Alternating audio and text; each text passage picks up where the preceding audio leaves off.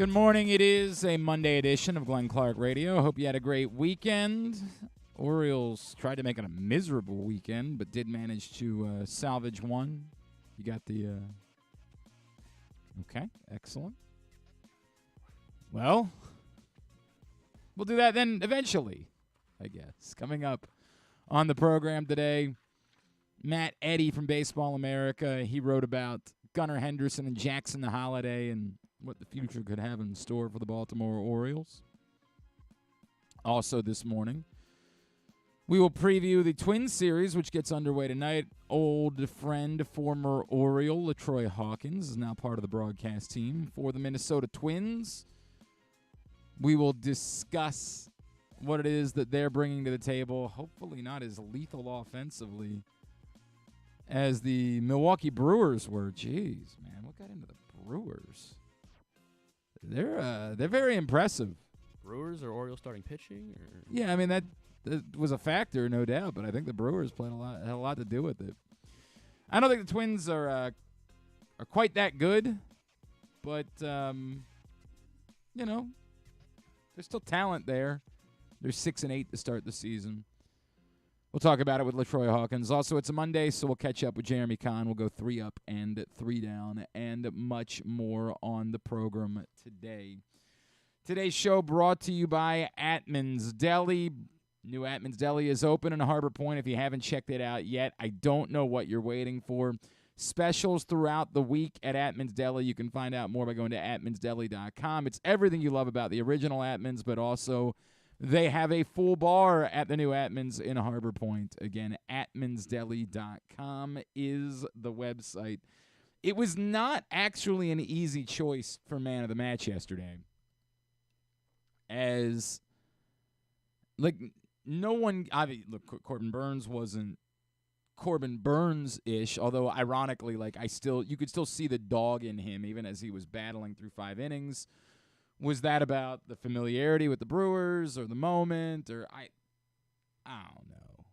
I don't know. I'm not choosing to overreact to any of it. They ended up winning, so all's good. But yeah, it was a bit disappointing because Corbin Burns didn't look like Corbin Burns yesterday by any stretch of the imagination. And no one carried the Orioles offensively yesterday. There were a few guys that came away with some big hits. Cedric Mullins obviously had a couple of extra base hits. But Ryan O'Hearn seemed to get them going, and he had the big home run. So in the absence of an obvious candidate yesterday, Ryan O'Hearn, and it was sort of ironic because we were on the radio before the game started talking about potential next moves that the Orioles could make, and Rita and our buddy Ben were going on about Heston Kjerstad needs to be here. And I'm like, right, but I get it. But at the expense of who? And I think it was Ben who brought up Ryan O'Hearn. I'm like, Ryan O'Hearn is not part of the problem. He's in any ways. And he's off to a great start this season. So then it was kind of funny that Ryan O'Hearn was the one doing the bulk of the damage. And I was giving Ben some crap about that. But the MLB, for whatever that's worth, wow, it made Kowser's head a little too big, huh? It is definitely significantly bigger than everybody else's. Well, that's because, he's going to be a big factor this year. Well, he's been a big factor. There's no doubt about that. They had Gunnar at 23% win probability added, which I think was the most. And then Jackson Holliday was there a defensive play that I had forgotten about? Or is it just because he drove in go-ahead? Yeah, was it the tying run? It was the tying run. Yeah, because it was Adley Rutschman's double play, ironically, that put the Orioles in front. If that's the reason, that's the reason. And I'm not saying that that's nothing, but unless there's something I'm forgetting about, just the fact that it happened to be the go-ahead run or the tying run. In fairness, at that point in the inning, there were, runners on first and third and nobody out? Yes. Yeah, you better drive in the tying run. You don't really get credit for doing the work at that point. I'm not saying that you would never get credit or that Gunnar Henderson didn't have a good day or that wasn't a good thing. But, you kind of have to get that run home if you come to the plate with a runner on third and nobody out. You better get that run across the plate. If particularly if you're Gunnar Henderson and you're supposed to be a superstar in this league, you damn well better. No offense, it's fine. It's not a bad choice by any stretch of the imagination, but I thought Ryan O'Hearn was a little bit more impactful on the whole. And then, of course, he got pulled, so I don't know what he might have done if he had stayed in the game. So that was why Ryan O'Hearn was our man of the match. And we got to figure out a better way for me to be able to continue talking. Okay. We have to rig something up. I don't know what that's going to look like. Maybe we get a wireless mic for this portion of the program. I'm not. Or like the old Garth Brooks headset. I think would work. I could sing "Calling Baton Rouge." Operator, won't you put me on through? We got to send my love down to Baton Rouge. Why Garth Brooks? Is he the only one that's ever worn a headset? Why? I feel like made it particularly popular for a generation of entertainers, where I feel like most performers liked holding a mic or or having a microphone in front of them. Garth Brooks always went with the headset mic, and I feel like it was associated with him for a while because of that. All right, so Ryan O'Hearn is man of the match. Now, as far as the weekend was concerned, not great. Not great. And I am writing a little bit more about that thought that we were discussing on the radio yesterday, today at PressBoxOnline.com, as to me, the most interesting part of the week was the thing that happened on Saturday, and not the fact that the Orioles got, rocked and blew a couple of early leads. The most interesting part was the fact that Colton Cowser was still in the lineup against a lefty, which was about as loud as they could announce, hey, Colton Cowser's an everyday player now. If of all of the days Colton Cowser would have sat, it would have been that day. Now, they still got Austin Hayes into the lineup against a lefty, and he did end his woeful drought. But they're basically telling you that at this point, today, Colton Cowser's an everyday player, Austin Hayes is a platoon player. Now, that doesn't mean it's going to be that way 2 weeks from now, a month from now, if Colton Cowser goes into a bit of a dip. And I don't think he's going to OPS 1,400 for the season. Although, maybe he will. Not opposed, by all means. Somebody else has done that before, I think, right? Have they? Who? Barry Bonds, I think. Maybe. I don't know what Barry Bonds' highest OPS ever was. Considering how much he got on base, it's totally possible that it was in that neighborhood.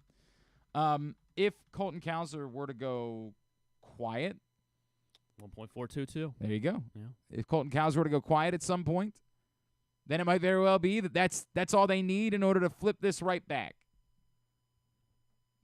But to me, this is the Orioles' way of saying we are going to do what we think is best in the name of winning games.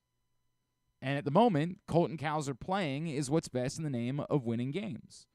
May or may not be that way a month from now. But right now, that's what's best for the Orioles to try to win baseball games because Colton Cowser's the guy that's hitting. And it makes it interesting because it makes you start thinking about other things that might be best for the Orioles in terms of trying to win games. It's a problem that you can only trust half of the Orioles' rotation at the moment. I know there were some shenanigans in this last start from Dean Kramer. I realized that there were some defensive issues on Saturday. I realized the wind was a major factor. But right now you can trust half of the Orioles' rotation. Burns and Grayson, and about half of the time that Dean Kramer pitches. And that's, to say the least, not good enough to win a World Series. Now, I understand. The Orioles are still operating as though Kyle Bradish is going to be able to come back and be a part of this. And every time you get an update about Kyle Bradish anymore, it seems like it's a positive update. He talked yesterday, said he's got all of his velocity. He's ready to go. He's going to pitch at Bowie this week. I don't know how many starts the Orioles want to see. Again, this is a little bit about rehab. It's more about the fact that he missed spring training, and he's still got to ramp up. So I don't know how long it would be, but I'm guessing it would still be a few weeks. I think the Orioles are going to want to ride it out as much as they can with these guys in order to get to Kyle Bradish and or John Means. But if Cole Irvin goes out and gets shelled again tonight, as we're reminded, Cole Irvin got a leash of 3 starts last April.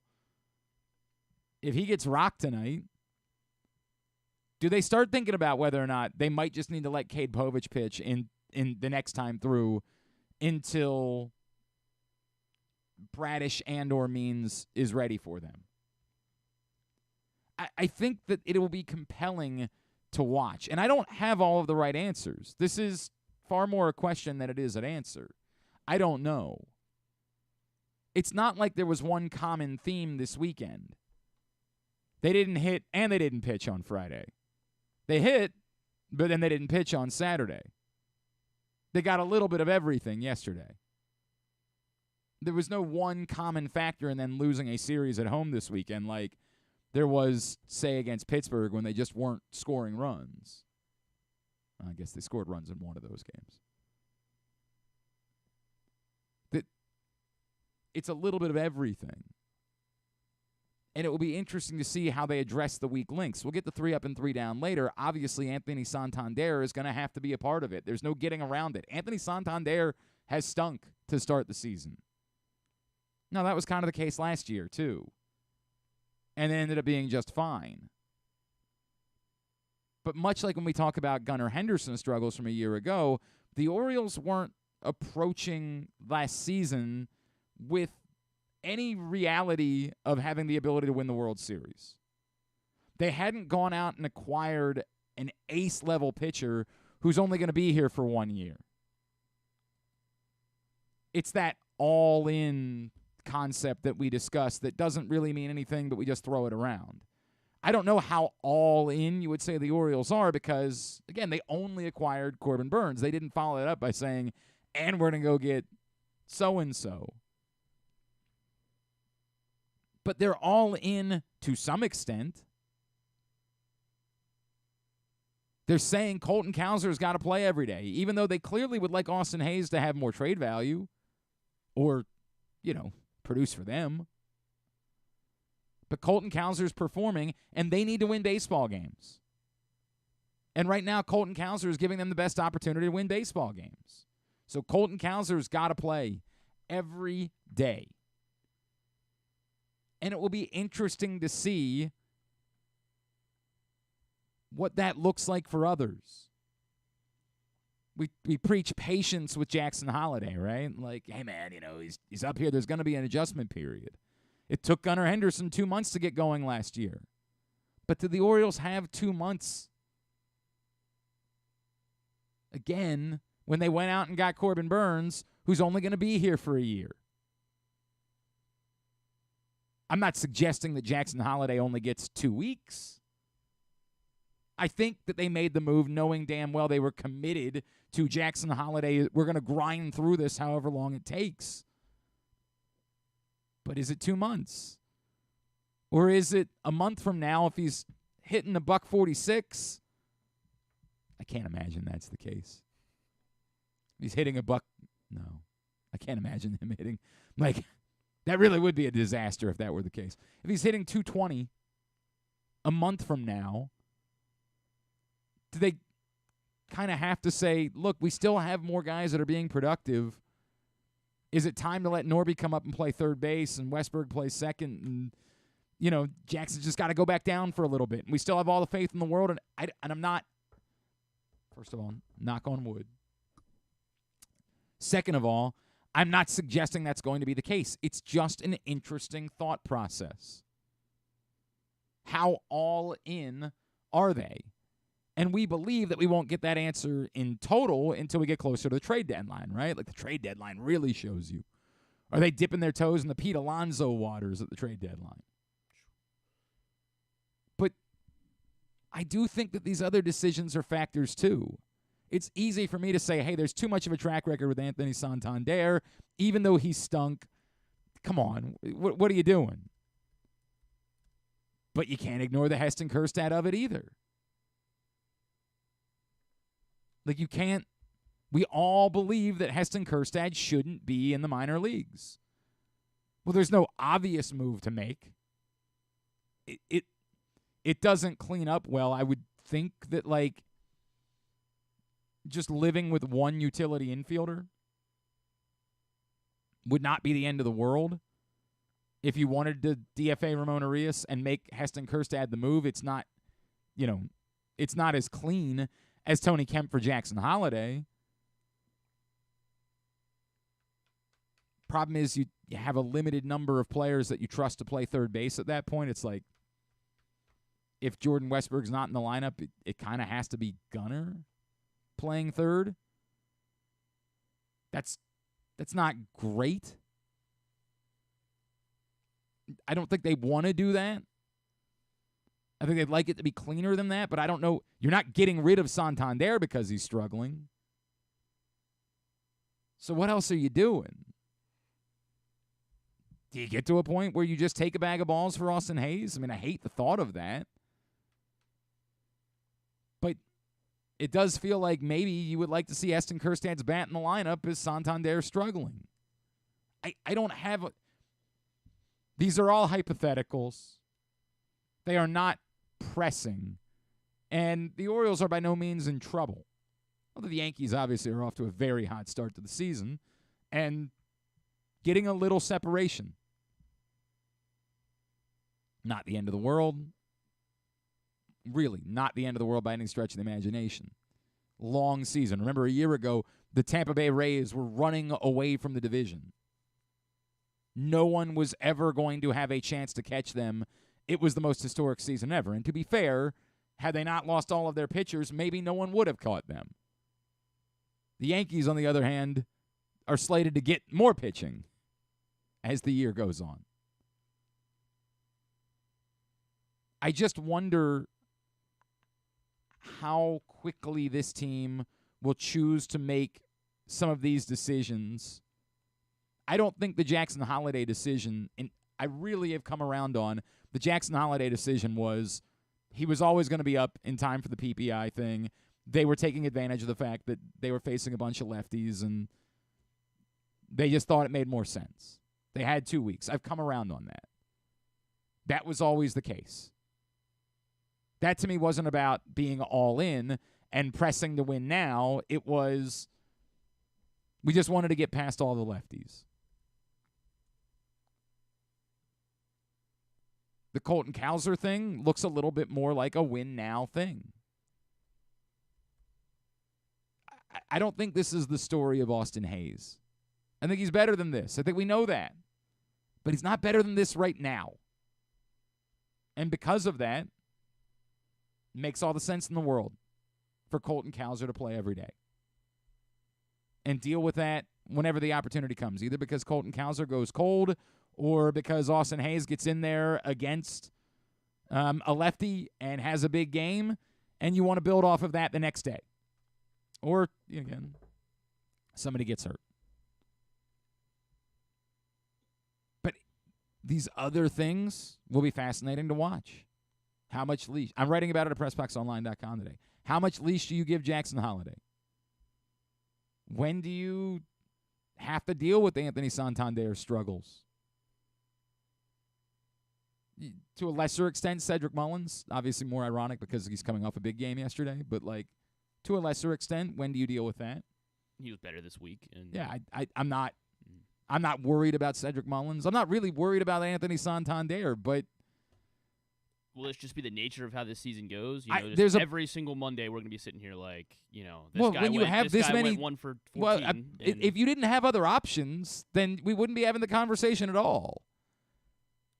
But we do have to have the conversations. We do have to recognize there are legitimately 18 major league position players available to the Orioles.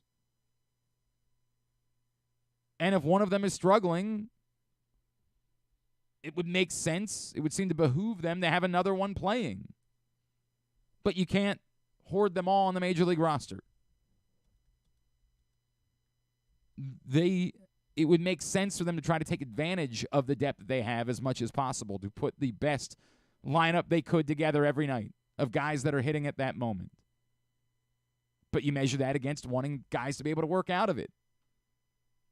They want Austin Hayes to work out of his slump. They'll definitely want Anthony Santander to work out of his slump. But if you have other choices that might be more productive in the moment, I don't have these answers. I think the Cole Irvin one becomes fascinating quickly. Like, I don't know how many times you can keep sending him out there and saying, well, he made some good pitches. Like, that's problematic, particularly coming off a weekend where you didn't get good starting pitching and where even in a Corbin Burnes start, you had to get 4 innings out of your bullpen yesterday. That is a bullpen that all of a sudden is taxed. They had a busy weekend.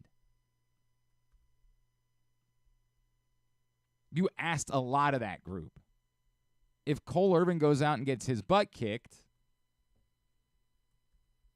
I get that you want to wait. I get that you're trying to make it work with this group, but do you have to think about that? Does Cade Povich have to become a factor at some point? Read more about it at PressBoxOnline.com. And again, I continue to not have the answers, but I think it's a question that continues to be worth asking. All right, it is a Monday edition of GCR. Today's show brought to you by your local Toyota dealer and buyatoyota.com. The Toyota Tacoma comes in a range of models and trim lines, so you can choose the perfect Tacoma to reflect your unique personality and driving habits. And buyatoyota.com is a proud sponsor of County Sports Zone, where you can find the latest scores, schedules, rankings, all of it when it comes to local high school sports, baseball, softball, boys and girls lacrosse, all at countysports.zone.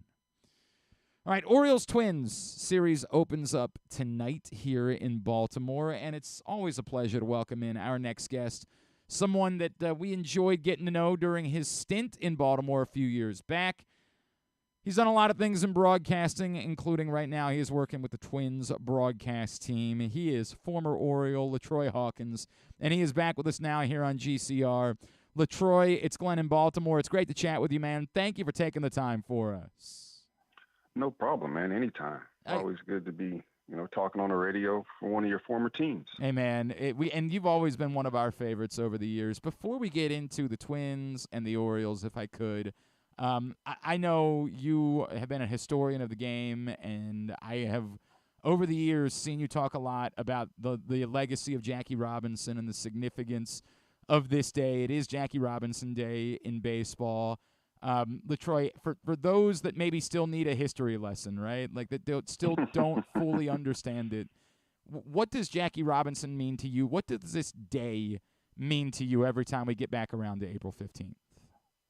April 15th is just special for not just African-American ball players, but baseball fans and all baseball players because, what Jackie was able to do in Branch Rickey to break the color barrier and allow African-Americans to play the great game of baseball that everybody loves in this country. And Jackie and his fellow Negro League ball player, they created this bridge that myself and, some of the other African-American ball players were able to cross and live out our dreams like Jackie was able to do.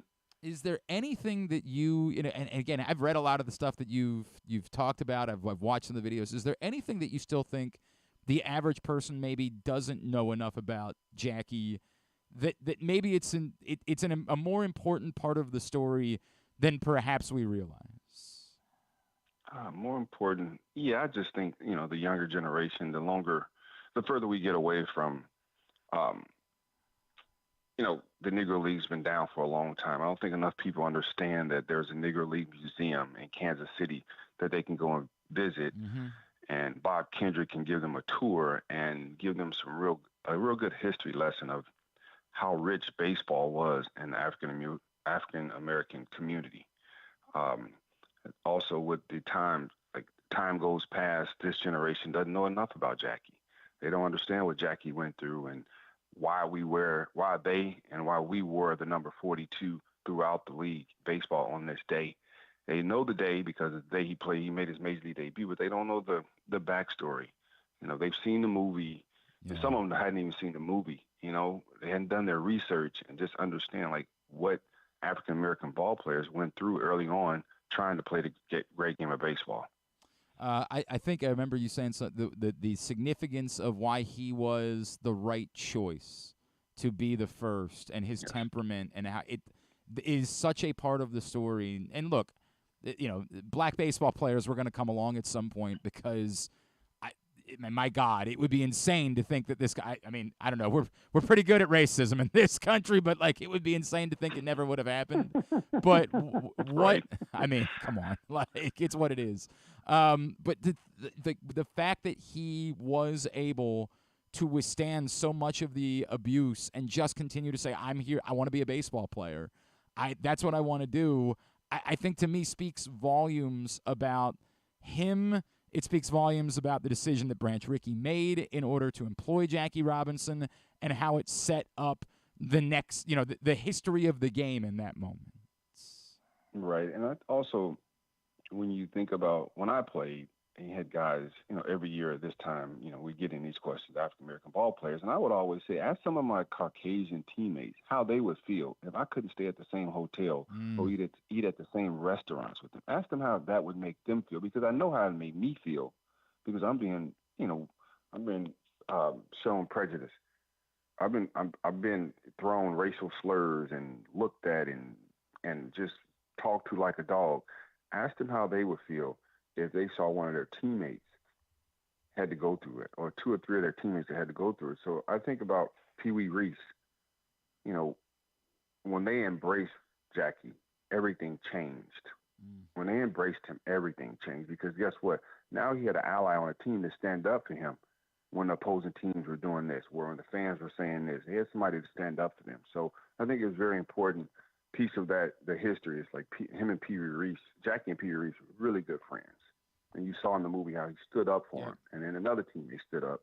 And then once that started to happen, everybody understood, this shit ain't right. This is not right. We need to do something about it. And I love that part of the story. I really appreciate that, man. LaTroy Hawkins is with us here on GCR. All right, LaTroy, what's going on with the Twins so far? It's not like it's a dreadful start by any stretch of the imagination. I know Pablo Lopez not off to a great start, who we're going to see later on this week, but what maybe isn't fully clicking for a team that I think a lot of people believed was the favorite to win the AL Central going into the season?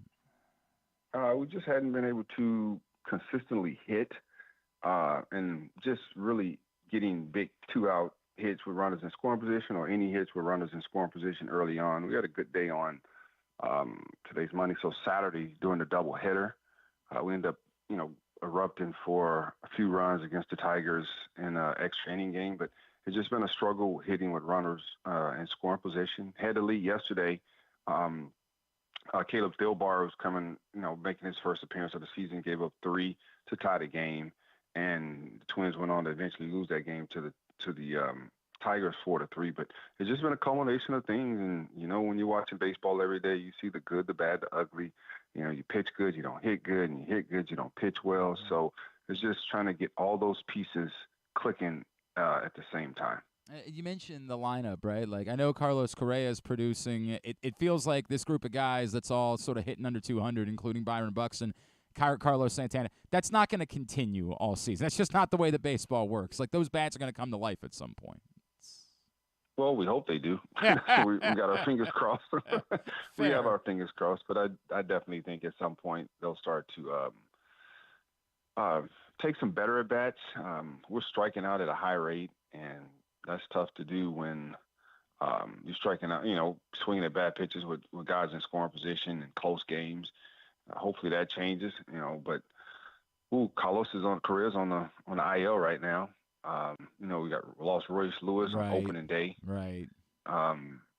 We got Miranda's back at the big leagues, our third baseman, and Austin Martin's up playing some outfield, left field and center field. So, we just got some guys that are got hurt, guys coming up, contributing a little bit, but we just need to get back to the basics and move runners over, then hit the ball out of the ballpark. We will hit some solo home runs, but none with guys in scoring position.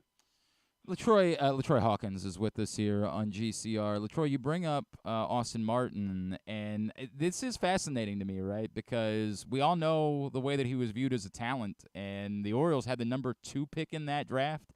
And, I remember there being a common thought, well, if somehow he doesn't go number 1, then obviously the Orioles take him at 2. They ended up going with Heston Kjerstad. What have you made of Austin Martin since he's arrived in Minnesota and knowing that there's clearly a talent there, but it just sort of hasn't come together for him yet in his baseball career? Well, I think Austin's situation is more common than not. I think we get fixated on these guys coming out of college and they just making a big impact, but it's more that don't than do, and it takes time. It takes time to get used to the program. It takes time to get used to the everyday grind. It takes time to, a lot of times when you come out of college, you got some deficiencies. And I know, I like the fact that we let you go when you first get drafted. We let you go, and then we'll figure out, hey, this is what you need to change. We don't get you and then change you right away. And, some guys, they having some success, and then things start to get a little more difficult. They start to struggle, and then you start implementing some pieces to help them, get better at the next level. And because Austin is an incredible athlete, he was in the infield, now he's in the outfield, and he's been traded. He was with Toronto. They traded him to us. We have a surplus of infielders. He's athletic enough to go to the outfield. He made that decision. If I want to make it to the big leagues, I'm going to have to be a little bit more versatile, and he's able to do that. But it's not an easy transition. It's not, and it takes time. It takes about 1,000 at bats plus to get comfortable and understand what you're trying to do on a day-to-day basis to be successful at the major league level or and playing professional baseball, period. I think it's very fair, right? And I think it's a reminder to be patient with certain guys, something that maybe we're thinking about a little bit here in Baltimore at the moment with a projected superstar that just made his debut a week ago. LaTroy, one more on the Twins, and I'd like to talk to you a little bit about the Orioles if I could. In general, this team, I mentioned a lot of people believe the favorites to win the AL Central this year. And I know that division doesn't look like Murderer's Row on paper, but the Kansas City Royals are certainly off to a great start. We use this term all in. I realize it doesn't mean what we it's sort of an empty phrase when we use it. But how hell-bent do you believe the Twins are with a good core of talent? And obviously having Royce Lewis get healthy would be a big part of that. But how much do you feel like Twins are in that mode of, hey, we want to be a team competing to try to get to a World Series and to break through with these top teams in the American League right now? No, that's our mentality. That's our thought process going into spring and off season, going into spring training, going into the season. Again, I think you have to have so much luck involved. I mean, people say, well, we played great. No, you had a lot of luck involved too, because, there's so many things that can go wrong, just as many things can go right. But when you start getting injuries to some of your middle of the lineup guys, your core guys, now you have to bring up guys to try to fill that gap. It doesn't always work out that way. You got to continue to pitch. And a lot of the teams that make it to that, that last series of the season, of the playoffs, they hadn't sustained a lot of injury to some key players throughout the course of the season. So I still think that the American League Central is up for grabs. You got some teams that get off to a good start, better than getting off to a bad start. But I think the Twins are still right there. They're right there to, take control of this division at some point and, win a Central Division championship. All right, so LaTroy, you mentioned the Orioles, your former team. I realize that, if we asked you about your former team, we could be asking about, half of the league essentially at this point. But seeing what's happened in Baltimore and knowing a little bit, I know it was a bleak time at the point that you were here, although there was a moment where there was a bit of an uptick there. Seeing this market and the way things have turned around for this franchise, how much do you feel like it means for baseball, for a club with the history of the Orioles and a city that loves baseball the way that this city does, to be relevant and competitive again, and a reminder that it's not always just going to be the Yankees and the Dodgers and the Red Sox every year, and that like everybody does have a chance when it comes to this sport. Well, I just love it because you see the Orioles who, almost lost 100 games or so, 2 years ago? Yep. Was it 2 or 3 years ago? 3 years ago, yeah. 2021. 3 years ago, and they flip it. Right, and they flip it and won 100 games in 2023. And that just lets you know that, they do great scouting, man. Can't say they did draft Jackson Holliday, but, you just get to the major. We talk about guys like Rutschman and Gunnar Henderson and, Mullins. They did a very good job scouting and player development. So that lets teams know that you can do it from within. You can have success by drafting well, developing your players, and continue to develop them at the major league level. And again, it does feel good because it's just not the usual, the usual suspects at the top of the division, especially when you're looking at that American League East. And, they call it the East the Beast because, any team any given year can run off 100 wins. And that's pretty impressive consistently. And, just seeing them be able to go out there and compete in that division and dominate that division. And hopefully this year, they continue to do the same thing and have a little bit more success in the playoffs. Yeah, from your lips to God's ears, my friend. That is what we're rooting. Success in the playoffs. It's been a long time. It's been over 40 years since there's been a World Series winner in Baltimore. So we are really hoping that it's about time to end that drought. Of course, LaTroy, I know it's at LaTroy Hawkins 32 on Twitter. Is there anything else that I can give you a plug for that you're doing these days? No, Jock Jones and I have a podcast called Thick Skin Podcast, Thick Skin with Jock and Hawk, and we're just talking professional sports and trying to get it right when sometime the media get it wrong. And no, we're having fun with it. I refuse to believe that. It's funny. It's funny to me every time I say that because, when I'm doing the broadcast, I'm part of the media also. That's correct. It's kind of right. That's correct. But it's fun. Never thought that I would like getting on the mic and just talking, and it gives you some freedom, to give some of your true thoughts, and you get to have a good time with your friends and get to invite people on and get to talk mostly baseball. And both of us both baseball guys, and we enjoyed our time in the sport as players, and we're enjoying our time in the sport as retired players. It's awesome, man. LaTroy, it's always great to catch up with you, man. I always enjoy our conversations, particularly that it worked out that it happened to be Jackie Robinson Day. Really appreciate your insight and giving everybody a history lesson this morning. Thank you as always. We'd love to catch up again as the season goes on, man. Anytime, fellas. I'm always more than welcome to come on the show. Thank you, Take brother. care. Appreciate you. LaTroy Hawkins with us here on GCR. All right, when we come back in, we're going to talk a little bit more about the Orioles, about Jackson Holliday, Gunnar Henderson specifically. Matt Eddy from Baseball America joins us next. It's Glenn Clark Radio.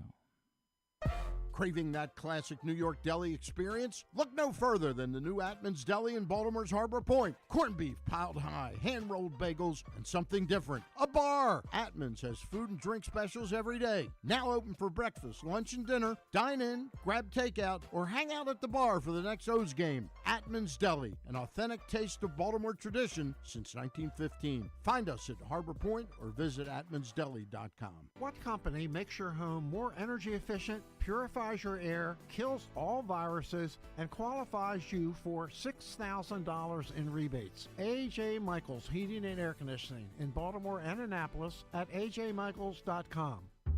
Whether you're celebrating a special milestone, entertaining clients, or simply enjoying a night out, count on Ruth's Chris to deliver you the finest steaks, the best service, and a level of hospitality that has made Ruth's Chris one of the most revered names in steaks since 1965. Make your reservation now at ruthschris.com. Whether your focus is luxury and comfort, convenience and technologically advanced connectivity, or sporty performance and aggressive styling, we've got the perfect Highlander for you. Check out buyatoyota.com for deals on new Highlanders from your local Toyota dealer today. The ultimate fan experience awaits you at Sports and Social Maryland. See how we're raising the sports bar with our massive 100-foot media wall featuring 40 HD TVs and a 47-foot big screen. Bet on your favorite teams and this year's biggest events at the FanDuel Sportsbook while enjoying your favorite beers and cocktails, plus our delicious takes on bar food classics. Visit Sports and Social at Live Casino and Hotel Maryland at Arundel Mills. Must be 21. Gambling problem? Call 1-800-GAMBLER. Discover one of Baltimore's hidden gems at Guilford Hall Brewery. Enjoy dinner in our spacious brew pub, sip a signature cocktail in our outdoor, dog-friendly beer garden, or take a tour of our brewery. Discover your new favorite local craft beer. From crisp lagers to hoppy ales, there's something for everyone to enjoy. Pair your brew with delicious appetizers and entrees. There are options for the whole family, but you have to try our fan-favorite giant pretzel. Guilford Hall Brewery, where every sip is a celebration. Visit us online at guilfordhall.com.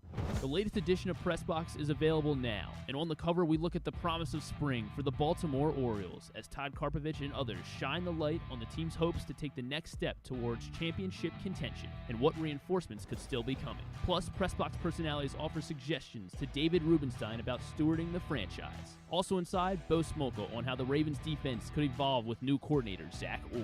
And we meet lacrosse players from the men's and women's programs across the state. Pressbox is available for free at over 500 area locations, including 60 Royal Farm stores. And you can always find the entire edition as well as the best daily coverage of the O's, Ravens, and Terps at PressBoxOnline.com. Jeremy Conn here. The ultimate sports betting experience in Maryland is at the Green Turtle Bet Park Sportsbook. Join me at either location in Canton or in Towson and place your bets in person and be a part of the action. It's the best in-class sports wagering experience, complete with the ultimate TV package, ensuring you can catch every game all day, every day. Their state-of-the-art facilities bring Las Vegas energy right here to Maryland just in time for postseason football. So visit the Green Turtle Bet Park Sportsbook in Canton and Towson and elevate your game day experience and hang out with me to bet, watch, and win at the Turtle.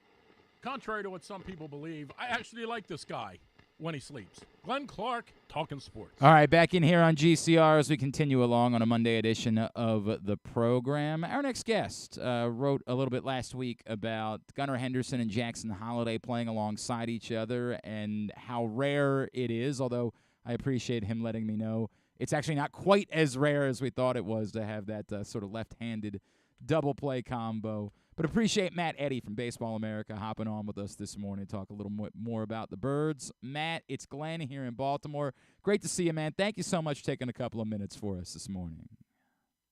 Oh, hi, Glenn. Yeah, good to be here. You know, everything about, like, the excitement of Jackson Holliday's arrival and what the Orioles now have as far as this, like, triumvirate of talent is overwhelming. But as you bring up, it is really interesting, and I don't know, you know, it's a chicken and the egg debate about, hey, did they move the wall back because they had so many lefties and they knew that it wasn't going to impact the same way? Did they prioritize lefties because they wanted to move the wall back and they wanted to, you know, to stockpile in that way? I don't know what the thought process was, but it certainly seems like in hindsight, this was all kind of part of Mike Elias's plan, no? I think you can read it that way because by that point they had drafted Rutschman and Henderson. I think there's an element of gamesmanship as well because so many AL East rivals have a lot of right-handed power. That's true too. You know, so you're trying to get into their head to some degree. Right. It seemed to work with the Yankees, by the way. It seemed to work where, what was it, the Create-A Park comments that were made? Like, hey, you know, not. By the way, there's only a couple of stadiums where you can poke a ball down the right field line, and it happens to end up being a home run, too. I don't know which one counts as a Create-A Park. Matt, it's interesting because the excitement that surrounds this particular duo is also fascinating in that I don't ultimately know what the best alignment is for your infield. I think arguably Jordan Westberg would be your best defensive second baseman. I don't know if at some point Gunnar Henderson might be better suited playing third base than playing shortstop. I have no idea. I think that's part of what makes this all fascinating is like they kind of have some options here too with these young talented players. Yeah, I think they might have tipped their hand a little bit by playing Henderson at short in the second half so much and then in the playoffs, obviously. Right. And that's continued this year. They're still batting him high against left-handed pitchers, so that's another vote of confidence. I think there could be a case for Henderson playing third base. But aside from Mateo, he's probably the best shortstop on the current roster. And now that Joey Ortiz is traded, probably the best in the organization. So I really think that Henderson at short, Holliday at second is how they intend to line up going forward. Moving forward, that being the idea. The idea of doing this, like how interesting was it to you when you decided to dive in on this and start doing this research?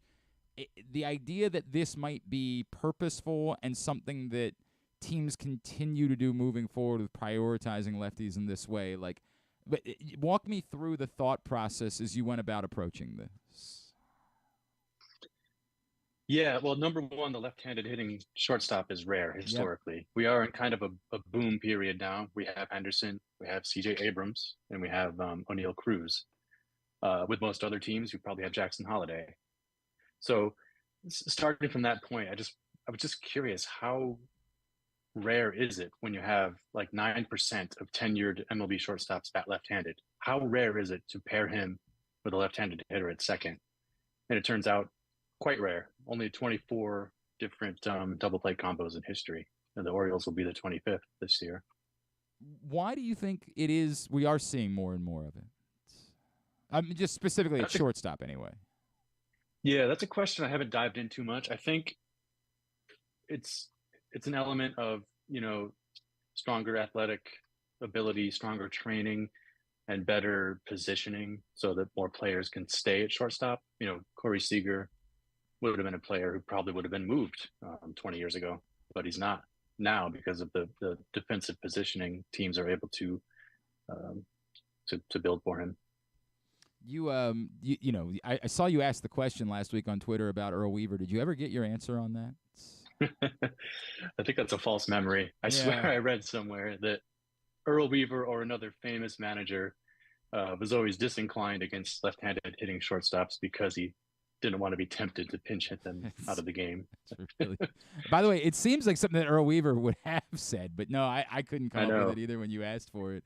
I thought it was fascinating. Matt Eddy from Baseball America is with us here on GCR. Matt, I guess the part of this is like, how good really can this be? As you point out, look, I don't know if the Orioles are going to end up extending either one of these guys. Both of them. Unfortunately, you're dealing with Scott Boras clients. We know kind of how that goes. But for at least the foreseeable future, they're going to be playing together.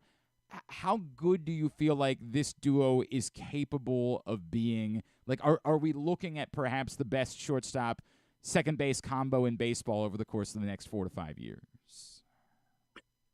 I think they're going to be. I don't want to say they're going to be as good as some of the players I'm going to mention, but I think they can be as effective as like Chase Utley, Jimmy Rollins from those vintage Phillies, potentially approach Jeter, Cano range. I think they're that good. I think they're 5-win players at minimum, and I think they and Rutschman are going to be a famous, core element in baseball history.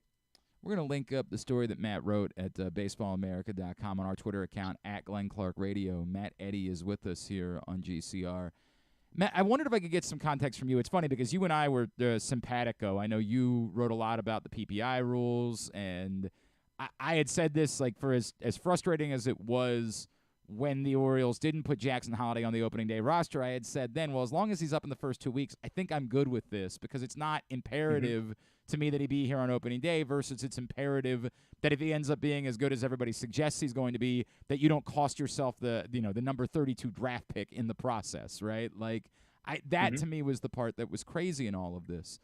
But do you get a sense now that they've made that move of, like, now what? And I think that's the most, like, the fascinating part of the fact that we know the Orioles are good, but there is still so much more that they have. And there's this kind of like old school, new school thing happening with this roster where guys like Austin Hayes are struggling, and now Colton Cowser's playing every day, and Anthony Santander's struggling, and boy, you can't help but notice that Heston Kjerstad is, hitting the cover off the ball and has literally nothing else to prove at AAA. Like, do you feel like this is a team that's willing to say, all in is a word we throw around, but like we're going to do what we need to do now moving forward, and even if that is to the detriment of a veteran that's helped us get to this point. We've got to make the moves necessary in order to win games. Yeah, I think, they've committed to Cowser and Holliday. They've committed giving them that extra year or taking away theoretically a year of service away from the organization. So the next deadlines to really watch are, we have a few weeks from now when the free agent, they'll be able to get the extra year of control. And then there's Super 2 considerations, which happens more, I think, around May 20th. So I think that's kind of the date I would circle. Okay. To look to see if the Orioles change out some veterans. Yeah. Interesting. Do you feel like it's tough too because what's the old adage in baseball? These things tend to take care of themselves, right? Like unfortunately, it's a 162 game season. Somebody tends to get hurt. But do you feel like they would have the appetite, like if it came to it, that they? Clearly, you don't want to give up on an Austin Hayes, someone who's this accomplished of a player, without getting a fair return. But like, might it require that at some point to just say, hey, even if we can't make a trade that gets us true value, we have to prioritize these guys and the talent that we have and what they might be able to do for this club moving forward? It's possible. You'd like to see them turn around the production to increase their trade value. No doubt. Neither player is particularly affordable because they have so much service time. That might make a trade tricky, like unless they're willing to pay some salary. But, we'll see. We talk about it constantly because it's good fodder for what we do, Matt, right? But like the tough part about it is there's no obvious answer, right? Like they're just really, we continue to use the word good problem to have. And I almost would say it's not even a problem, right? Like be the Dodgers, have 50 good baseball players every year, or consider going the other way and trading the prospects for major leaguers. So I guess it kind of creates the similar dynamic on the major league roster, but no doubt. But I do think what you bring up is fascinating, right? Like somebody brought up Pete Alonso's name to me this weekend, and I'm like, God, I love Pete Alonso, right? Like, man, everything about that makes sense to me. And putting a hitter in the middle of your lineup that can strike fear. And boy, everything about that makes sense. But you're acknowledging again, after you already acquired Corbin Burns, that you'd be acquiring another rental piece at that point and having to pay still a fair price, I would think, like a Connor Norby for sure, at least, in order to get that done. And how far can you go with giving up this talent that you have for guys that aren't going to be around past this season? I don't know what the answer to that is. That is a tough one. He is attractive in the sense that, some right-handed presence would be good for the lineup because of all the left-handed hitters we're talking about. Right. And someone that's probably not going to be terribly impacted by the wall, right? Like Pete Alonso's got the type of strength that I don't think the wall is going to impact it all that much. Yep. If you can hit him out in city, you can hit him out there. Right. So how far do you go? Like what would you be willing to give up? And again, this is purely hypothetical because, my God, it's April that we're having this conversation. Like, but would you be willing to pay the price of if it was Connor Norby plus something? And I got to assume it's got to at least be that. Like, I got to think Pete Alonso would be that desirable at the deadline. Would you do that? And I realize, again, some of this also has to do with how well your team's playing over the course of the next couple of months. Mm-hmm. Norby plus lower level guys. Yeah, I would do that. Okay. I get the idea. Sort of at this point, it's starting to look like where is Norby's path to being a Baltimore Oriole at some point anyway, right? I don't know. I didn't check how much they're playing him in the outfield, but that might be primarily a good consideration. Yeah. Okay, good. Yeah. Yeah, and I get that, but also at the same time, right? Like you've already got Cowser, you've got Kerstad on the way, like. Are there outfield reps to be had moving forward for the Orioles? I don't know that either. And it's complicated too, Matt, and I know I got to let you go here in a minute, but like it's complicated too by I'm not willing to move on from Cedric Mullins, and I get that they got to make a decision because he's a free agent after next season, but the range that, and we saw it again late yesterday, like the range that Cedric Mullins covers, I think gets missed in this conversation. The value of what that brings to a team, I can't just move on from that because maybe offensively he's never going to be, certainly not going to be the 30-30 guy that we saw a couple years ago, but he's never going to be the complete offensive player. I just think he's far too valuable for a baseball team for me to be in a rush to move on from Cedric Mullins. Oh, I agree. Yeah, he would be the top of that list you mentioned earlier. Hayes, Santander, Mullins would be at the top. And that's the way that I feel about him. Like I just can't do it whatsoever. All right, so can you find me a pitcher that might be available? And before Matt, we're in this weird spot where we think that Bradish and Means are going to be back, and everything seems to be encouraging about Bradish, but I treat it like found money, right? Like I don't assume anything until he's actually back and performing, and that would go a long way. But in the meantime, it's a tough thing to be a team that you believe is capable of winning a World Series, but you only seem to have faith in about half of your rotation. That is true. Yeah. Well, the good news for the Orioles is that generally you're better off waiting to see which pitchers are healthy and effective in July, and then trade for those guys. So that's the good news. That's a great point. And unfortunately, everybody has been. That's the bummer is we were talking a lot about Shane Bieber here in Baltimore for a couple of weeks, Matt. Like his name was almost as popular as some of the players who are on the team here in Baltimore for a couple of weeks, and then it's not going to be that. We'll have to keep watching. Matt, really appreciate taking the time for us this morning. Is there anything that we can plug for you? Yeah, baseballamerica.com. You can follow me on Twitter, Matt Eddy, BA. And that's, of course, EDDY, Matt Eddy, BA, with that beautiful image of Camden Yards in the header on your Twitter account that we all enjoy seeing. I made it there last summer for the first time. Are you serious? It lives up to the reputation. Yeah. Wow. So wait. So why did you make it your Twitter header then? Like it was just some. I am now really fascinated by this. It was a beautiful day. It was the Orioles. I think it was 2-1 victory. Bradish versus George Kirby Sunday day game. It was just perfect. I just wanted to memorialize it. I love that. That is so cool to me, man. We the Orioles played the Pirates 2 weekends ago, and everybody was raving about how beautiful the PNC Park is. I'm like, hey, ease up over there. You might be right, but let's not forget we still have the gym. Matt, really appreciate taking some time for us this morning. Thanks so much for doing this, man. Would love to chat as the season goes on. Thank you, Glenn. It's Matt Eddy from Baseball America. Appreciate him taking the time for us this morning. I do get carried away, like the Pete Alonso thing. I don't remember. I think it probably was Ben Hall who brought it up when we were at the radio station yesterday. No, it was a listener. We had a caller. It was a caller who called in and brought up Pete Alonso's name. And as soon as he brought up Pete Alonso's name, like my voice changed. I was just like, yeah,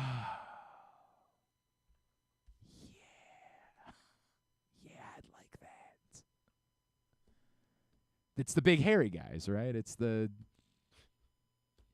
I don't even know if he's hairy. Yeah, he's not. He's a polar bear, so. Right, but like he is the definition of. I talk all the time about how growing up, I fell in love with running backs.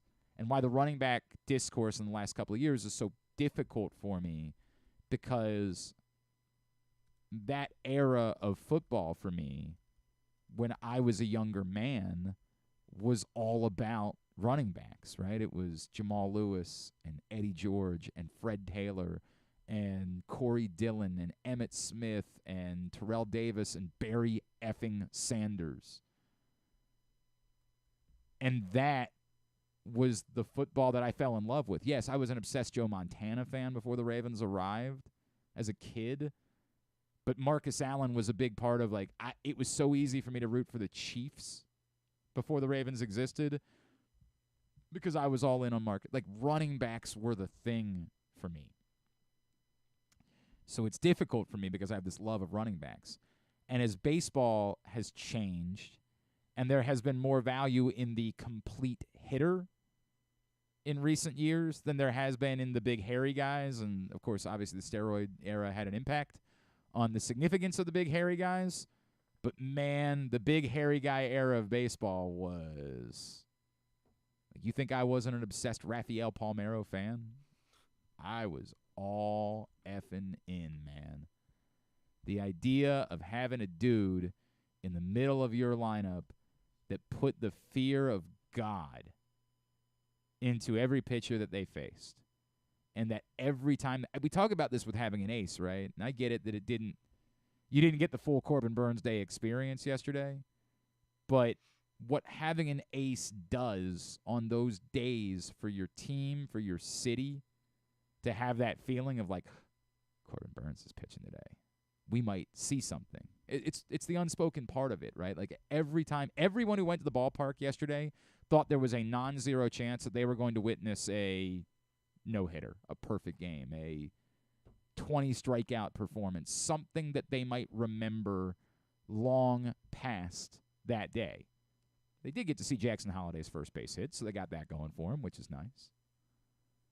But everyone who went to the ballpark yesterday was thinking about that. And when you have that big, hairy guy in the center of your order every time he comes to the plate, and yes, I get it. Every time anybody comes to the plate, they might hit a home run. But there's something about it. It raises the electricity of the moment. The hairs on your arms stand up a little bit. And as we talked about, it wasn't the highest thing on the list because pitching was the highest thing on the list. But we spent a lot of time this offseason talking about how I always felt like this lineup could use one more true thumper. And maybe Heston Kjerstad will ultimately prove to be that guy, and maybe Kobe Mayo will be even more so that guy moving forward for the Baltimore Orioles. But Pete Alonso is definitely that guy. Like, without question. He qualifies about as much as you possibly can. And as Matt Eddy just said, if he's got no problem hitting home runs at Citi Field, I ain't worried about the impact the wall would have on him. I am very interested in Pete Alonso. Now, Rita brought it up yesterday, because Rita's Heston Kjerstad obsessed. Like, the way that she's been Austin Hayes obsessed, it's leaning towards Heston Kjerstad. Like, she actually was frustrated that Jackson Holliday got called up and Heston Kjerstad didn't. I was like, Rita, I'm with you, but if he can't play second base, like if he could play second base, all in. Maybe he could. Maybe. But she's hearing me, and I wish I could remember the name of the caller, like salivating over the idea of Pete Alonso. And she says, well, why, when I bring up Heston Kjerstad, you're like, here's why we can't do it. Why wouldn't you say that for Pete Alonso? I'm like, hey, I get it, but with all due respect, Pete Alonso. It's not that he might be the guy. He is the guy. Now, there's a limit, right? Because you'd only be renting him. How much are you really willing to pay? Matt Eddy's point about, hey, you got to go one way or the other. Either you got to trade the prospects or you got to trade the veterans. Well taken. But at some point, you're running low. You're not trading Kobe Mayo or Samuel Basayo for a rental of Pete Alonso. As much as you love the idea of Pete, or I love the idea of Pete Alonso. I don't know why anyone wouldn't love the idea of Pete Alonso. If you're opposed to Pete Alonso, get the hell out. I mean, it's just I don't know. It's purely hypothetical. What? Okay. I mean, just like find a way to fit him. I mean, like because now you lose Mountcastle. No. You lose. I don't care. It's not. There's no finding a way to fit Pete Alonso. You find a way to fit somebody else. Well, I mean, yeah. Well, I mean, and with we're all due squeezing respect. out Mountcastle or O'Hearn. Correct. I guess. I mean, correct. Mountcastle because O'Hearn as the left-handed hitter. Yes, probably has a little bit more value. But again, you deal with that. That to me, it's not even a conversation at that point.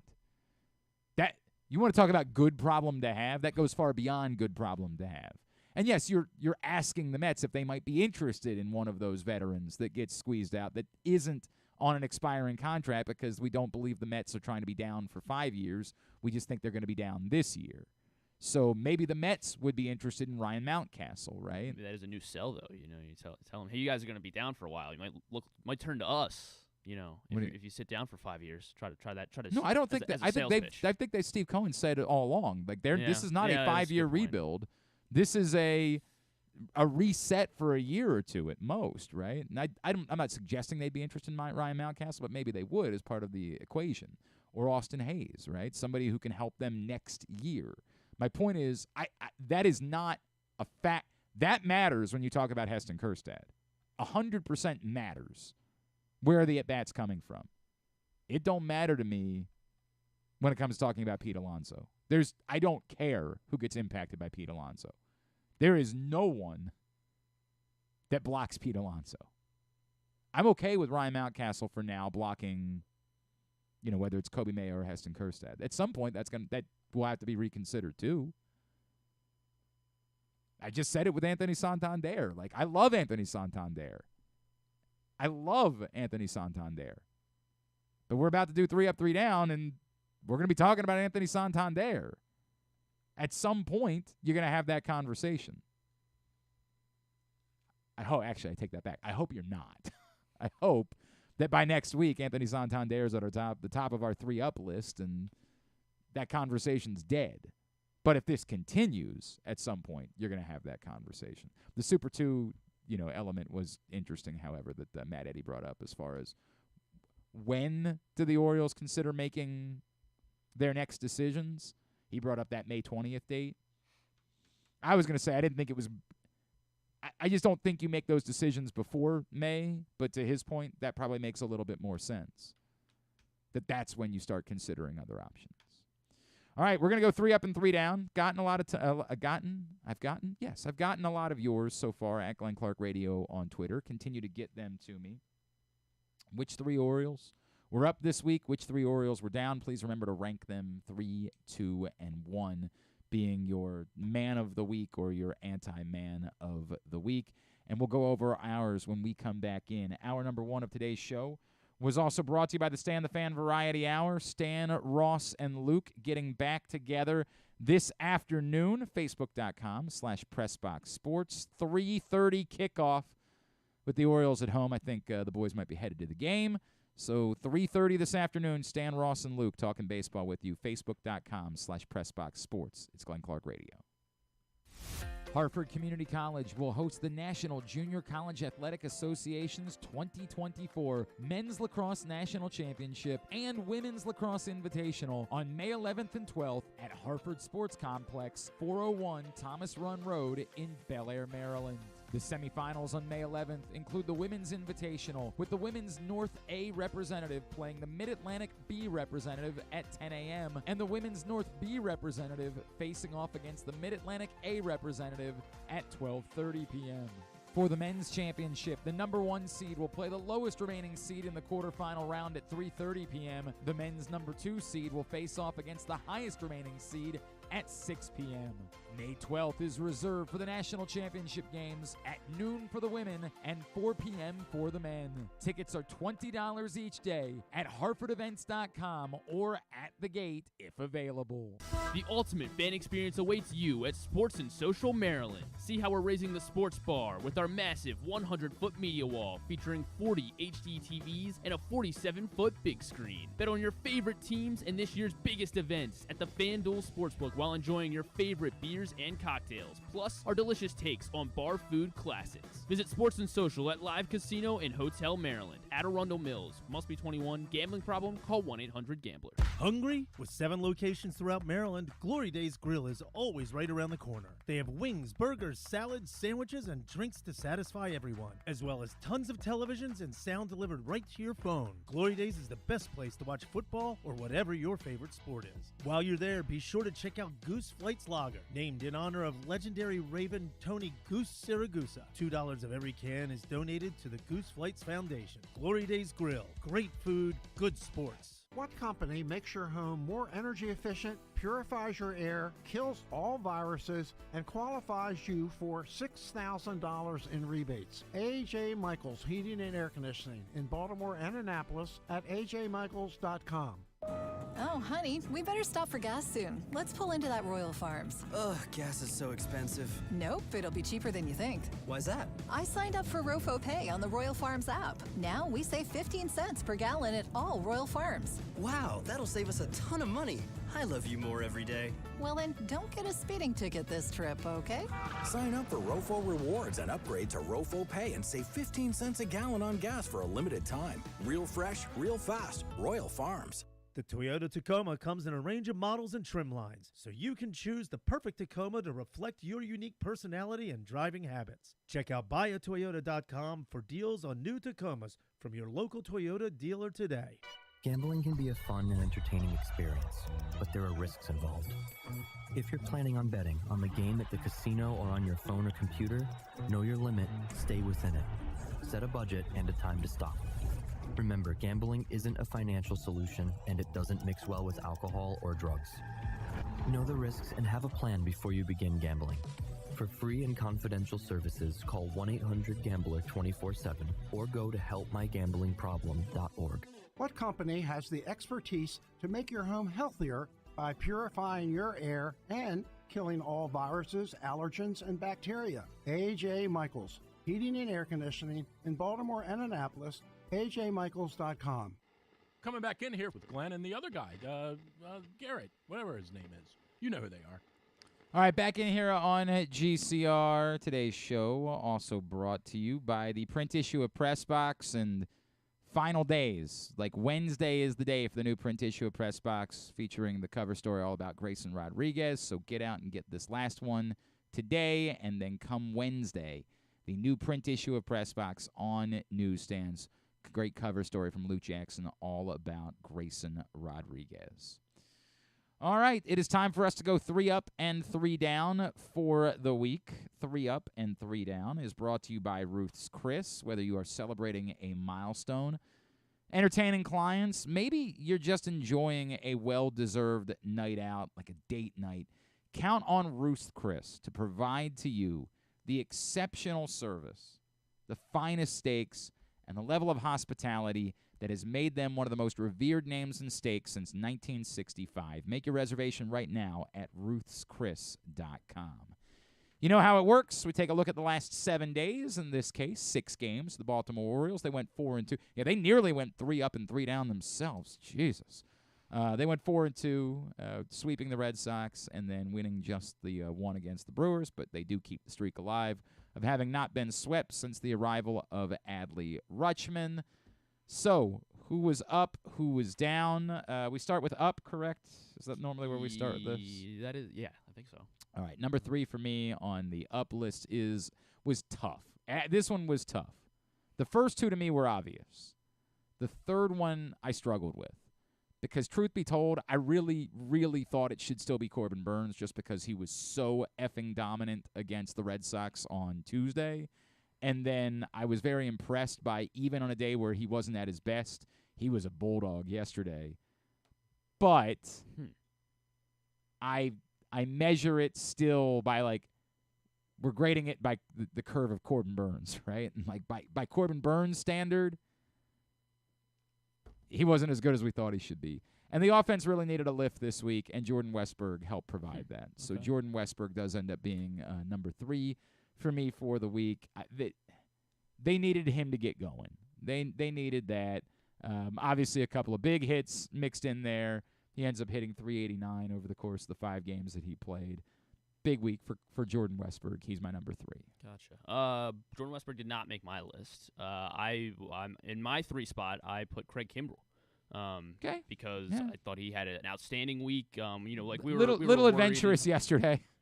Sure, but we were a little worried, about what how they would use Craig Kimbrell, how effective he would be. Yep. And he picked up 2 saves. He got a win in the extra inning game in Boston.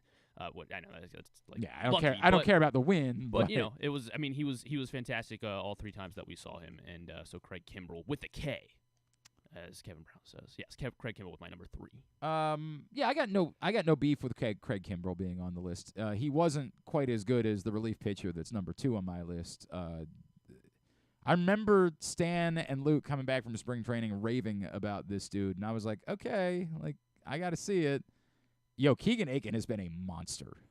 3 2/3 last week, 1 hit, 1 walk, 5 strikeouts, no runs.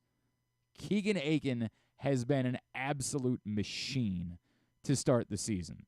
He is now at 8 innings pitched without allowing a run and a .5 whip through 6 appearances this year. He's been awesome. Now, Danny Coulomb has also been really good. I know he gave up the home run, but that was kind of a lucky swing. And there are still some people that wanted to recognize Danny Coulomb this week. All good.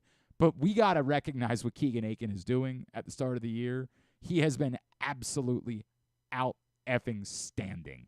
Keegan Aiken, number 2 on my list. So are you going to be mad at me that Keegan Aiken is not on my list? Corbin Burns is my number 2. Because we should be grading him on a curve or not, but I mean he was outstanding. Yeah, his start on Tuesday was unbelievable. Tuesday was unbelievable. Incredible, and had to grind a little bit again, but he got through 5 innings yesterday and put the Orioles in a position where they are apparently going to be really good this season, and that's coming back. In close games. I don't think it's an embarrassing list because again, I only think there's one guy that would be. I don't think this is not. We're not going to fight about it. I would push back and say the Orioles need more than 5 innings out of Corbin Burnes. Corbin Burnes going less than 6 innings is a disappointment. There's no way around. And what you say is true, and I just said the same thing a second ago. Like, he really nutted up, if you will, to give you 5 innings yesterday. But on the whole, this rotation is not good enough for Corbin Burnes to only be going 5 innings. Like, we know what Corbin Burnes is here to do. And to say, well, he's still just a starting pitcher. Yeah, but you're paying him $15 million. And he stopped a Brewers lineup that has been on a tear over the course, even before they got to Baltimore. He didn't stop them. He let up 3 runs. He was shaky. He managed to get through it without excessive damage being done. Yes, you're grading on a curve, but that's the reality is Corbin Burnes was hired to not be a 5-inning starting pitcher. It's difficult. Yeah, I mean, the National League Cy Young went 5 innings in how many starts last year? Blake Snell went 5 innings. I don't know that number off the top of my head. I don't know if he ever he only pitched in the 7th inning only a few times. And that's for them to concern themselves with. Okay. I'm not. I thought Corbin Burnes was great. He was great on Tuesday. He was great on Tuesday. Brilliant on Tuesday. He was Corbin Burnes again yesterday. So he was not Corbin Burnes. He was good yesterday. He was good, and he had moments that were outstanding yesterday. They need more than 5 innings out of Corbin Burnes. They need right now in particularly until if Kyle Bradish and John Means come back. They desperately need more. They are in a bullpen. We don't want to talk. They have a bullpen problem going into the series against the Twins. That is, it's not. And with Cole Irvin starting today, it does not feel good at all. And what I would say is it goes a step beyond. It would be far worse if we were talking about this in June or July. I get it's still early on in the season, so you can still ask a little bit more of some of your relievers right now. But, again, Corbin Burnes' role is to be a stopper. And he wasn't a stopper yesterday as much as he was. I mean, they won the game. I feel. You have an obsession with the results of games. You have an obsession with that. But they were down 4. By the time Corbin Burnes was out of the game, they were trailing 4-3. So did they win the game because of Corbin Burnes? I mean, they weren't trailing 4-0. I understand that. It wasn't 8-0 like it was, I'm not trying to suggest that Corbin Burnes is as bad as the guys that are going to be on the other list. I just said he would be number 4 on my list. I just can't. I can't because we do measure Corbin Burnes by 5 innings. To me is a failure. It's a failure for Corbin Burnes to only get you 5 innings, particularly given how bad the 2 starts have been before that. They really needed a 6th inning out of Corbin. So he'll be on your down list. All right. No, he will not be on my down list. Look, Colton Cowser's number 1, and we don't need to talk about it. Why is the cow not on the board anymore? The cow, and this is the thing. I'll even put the cow back up every time Colton Cowser is man of the match this season. Well, I mean, I can understand. Maybe if it was August and there were no room for the cow to go up with Colton Cowser. All right, so I'll recalibrate. Is that what you're saying? So if I recalibrate, I don't care. Yeah, recalibrate. I don't care enough about that, but God bless you. Colton Cowser's the easiest number 1 that there will probably be all year. On the flip side, Grayson was pretty good this week too. Maybe. Yeah.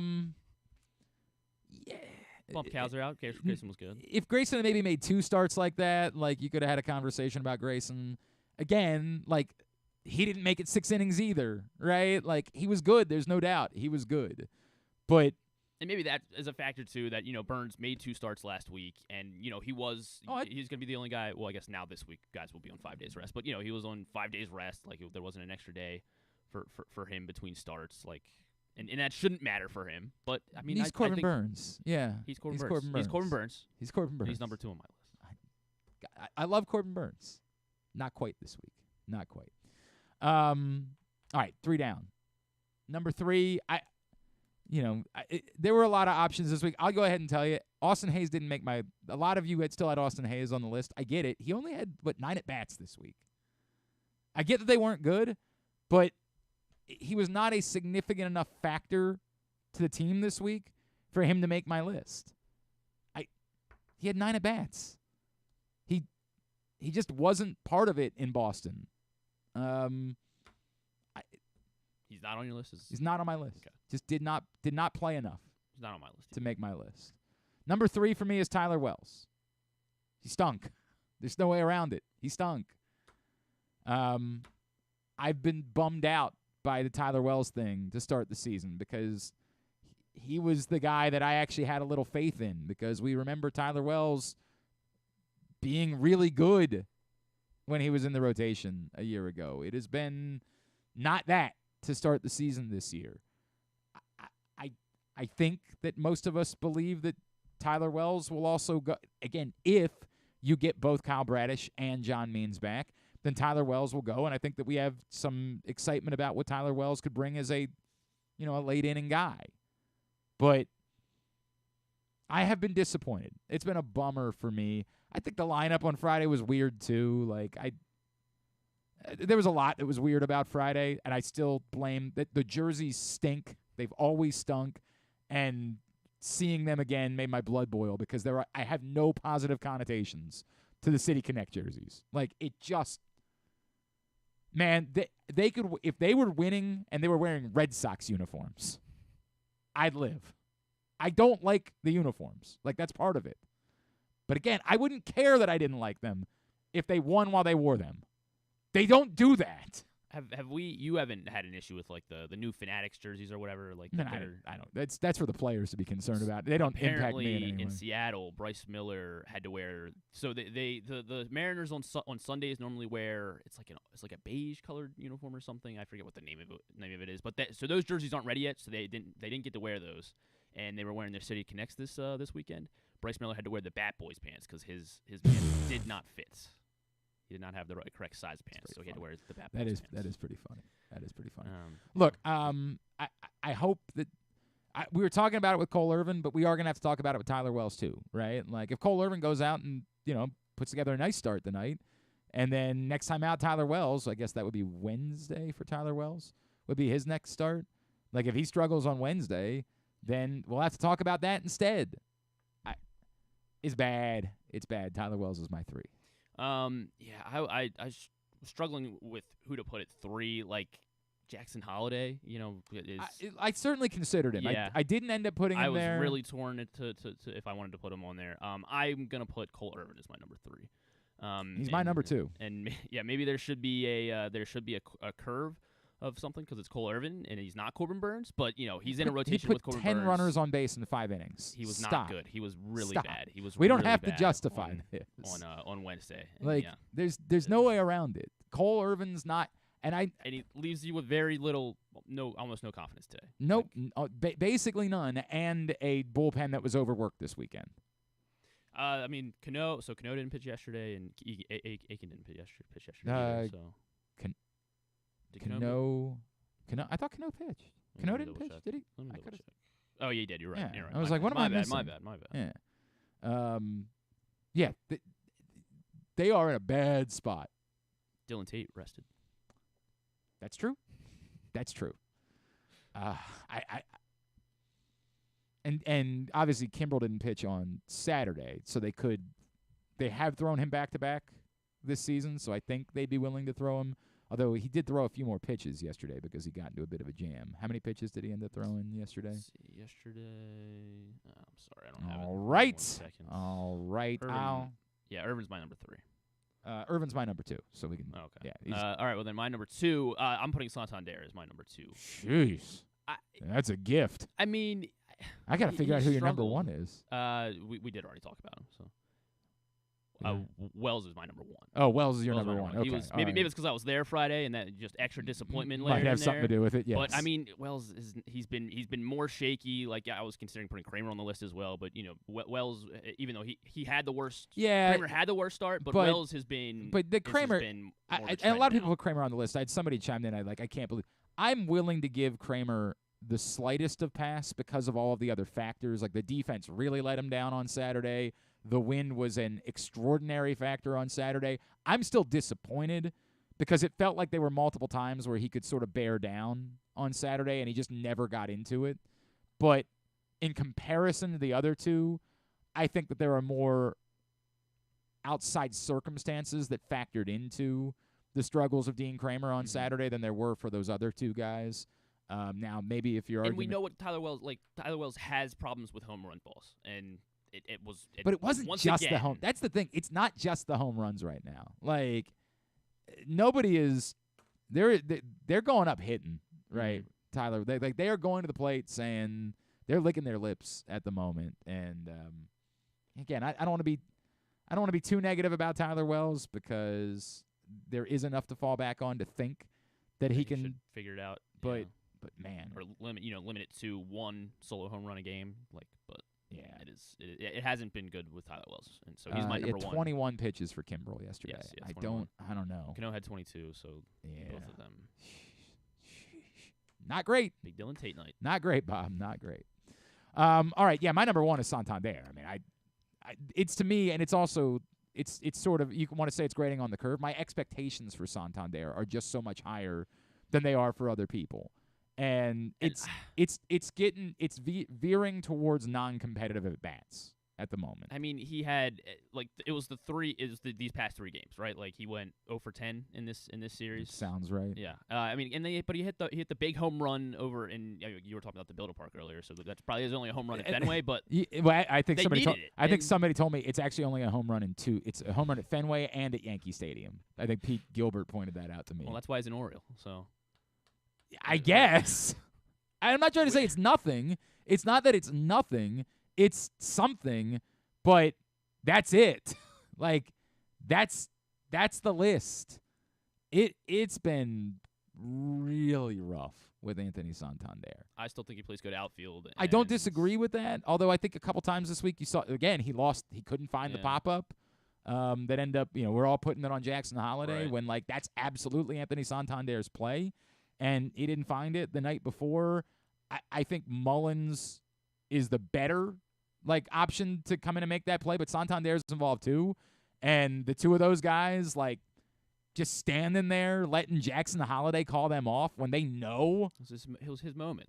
No, dude. Good teammates. You're the veteran.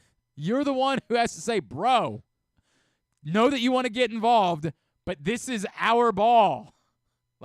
If we can – this is something that you learned. Teaching my 9-year-old this right now. Whose ball that is. That is the guy coming towards the ball's ball, not the guy going away. That doesn't make any sense. It's a bad week. It was a bad week for Santander. Bad week. So he is number one on my list. But yes, in general, when I bring up the question, I'm not saying it's time for Santander to sit. I'm saying that at some point if this continues, and I'm not telling you it will, but if it does, then that conversation becomes interesting. We'll get them up at GlennClarkRadio.com a little bit later on today. That's 3 up and 3 down. Some other people that have got in with a lot of Austin Hayes coming in. Again, just didn't have enough at bats for me. Jonathan Heasley, a popular one. He's not even on the team. So he did his job on Friday night. I get it. I understand why it is that you're putting Heasley on your list, but he's not on the team. I'm not going to choose to put him on my list. But a few people had him. And then Will, Mr. Wear Purple Pants on Twitter, I had not thought about it, but he points out James McCann, the Orioles are 1-5 in games where James McCann catches this season. And that one is a walk-off, right? That is true. And he was the hero. There is that. Continue to get me yours at Glenn Clark Radio on Twitter. And a couple, Randy Morgan got in on Kramer for his down list. Margaret had Coulomb on her 3 up list. Mateo on the 3 down list. I didn't even look at Mateo for the week. I mean, I think he had 6 at bats. Yeah.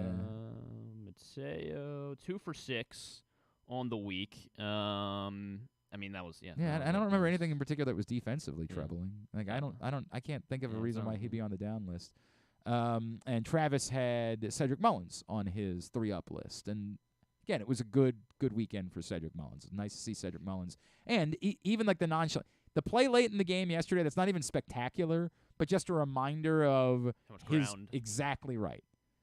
it's not even, that's not going to be a web gem. That's not going to be, it's just a reminder of how significant the ground covered is for Cedric Mullins.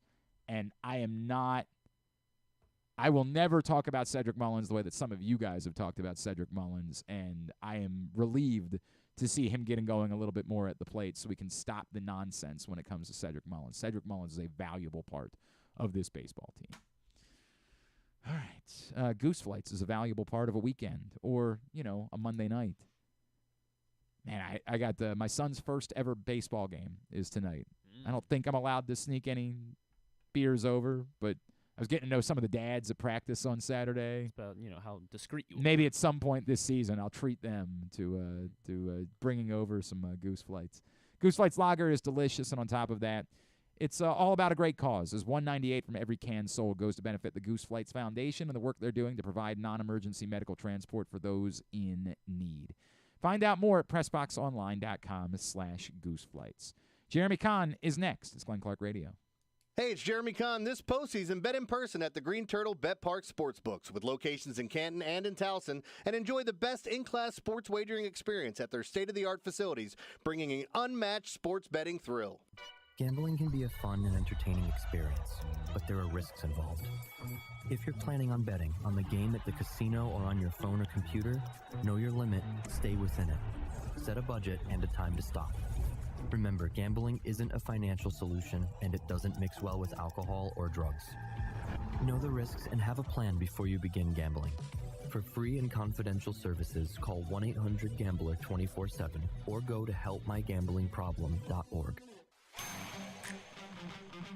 Discover one of Baltimore's hidden gems at Guilford Hall Brewery.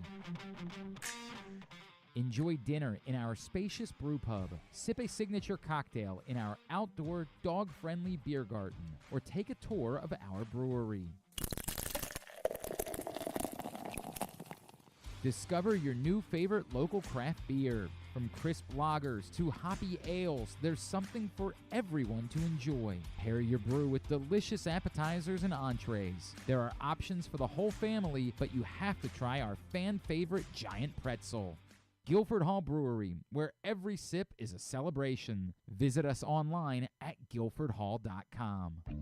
Make the most out of every day in your Toyota RAV4. Available in hybrid or gas-only models. A RAV4 can get you where you want to go in style. Check out buyatoyota.com for deals on new RAV4s from your local Toyota dealer today. Oh, honey, we better stop for gas soon. Let's pull into that Royal Farms. Ugh, gas is so expensive. Nope, it'll be cheaper than you think. Why's that? I signed up for Rofo Pay on the Royal Farms app. Now we save 15 cents per gallon at all Royal Farms. Wow, that'll save us a ton of money. I love you more every day. Well, then don't get a speeding ticket this trip, okay? Sign up for Rofo Rewards and upgrade to Rofo Pay and save 15 cents a gallon on gas for a limited time. Real fresh, real fast. Royal Farms.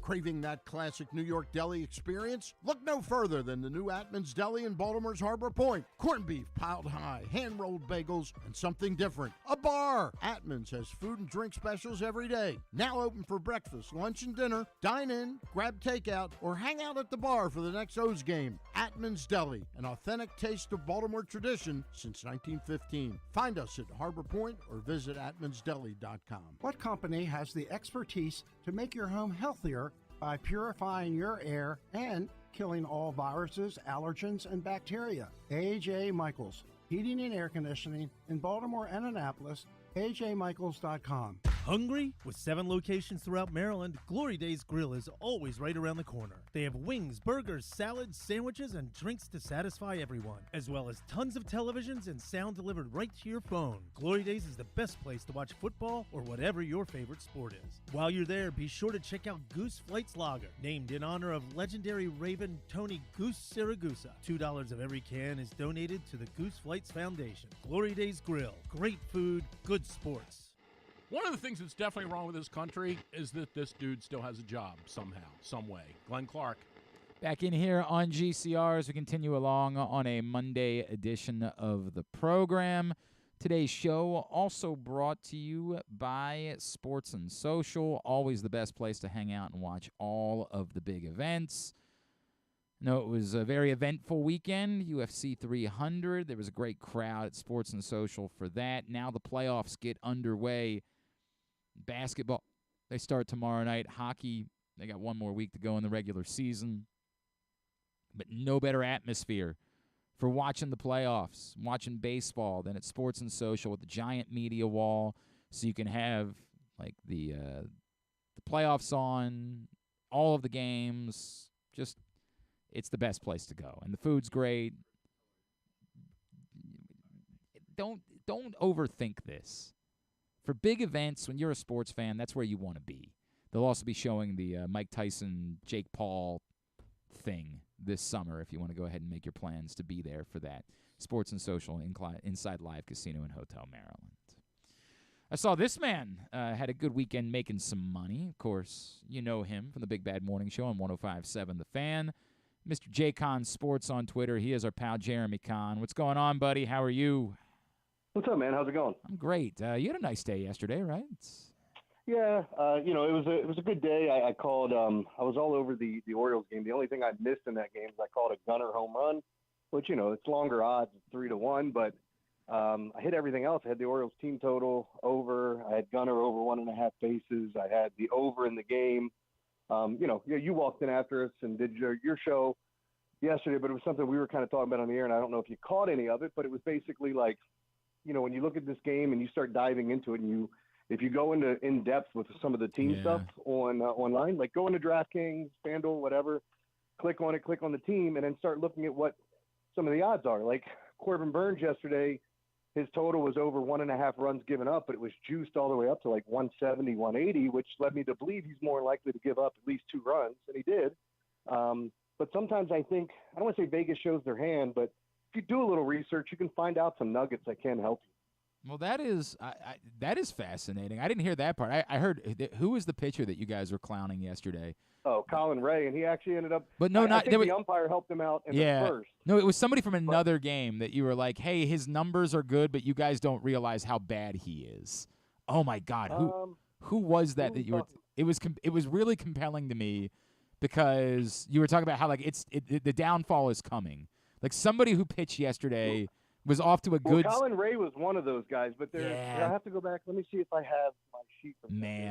There was somebody else who was off to a good start, and you were like, "Nah, dude, no, that's not real." The metrics actually say he's one of the worst pitchers in baseball. Yeah, I'm pretty sure we were talking. Hold on, no. Now I'm remembering which game it was.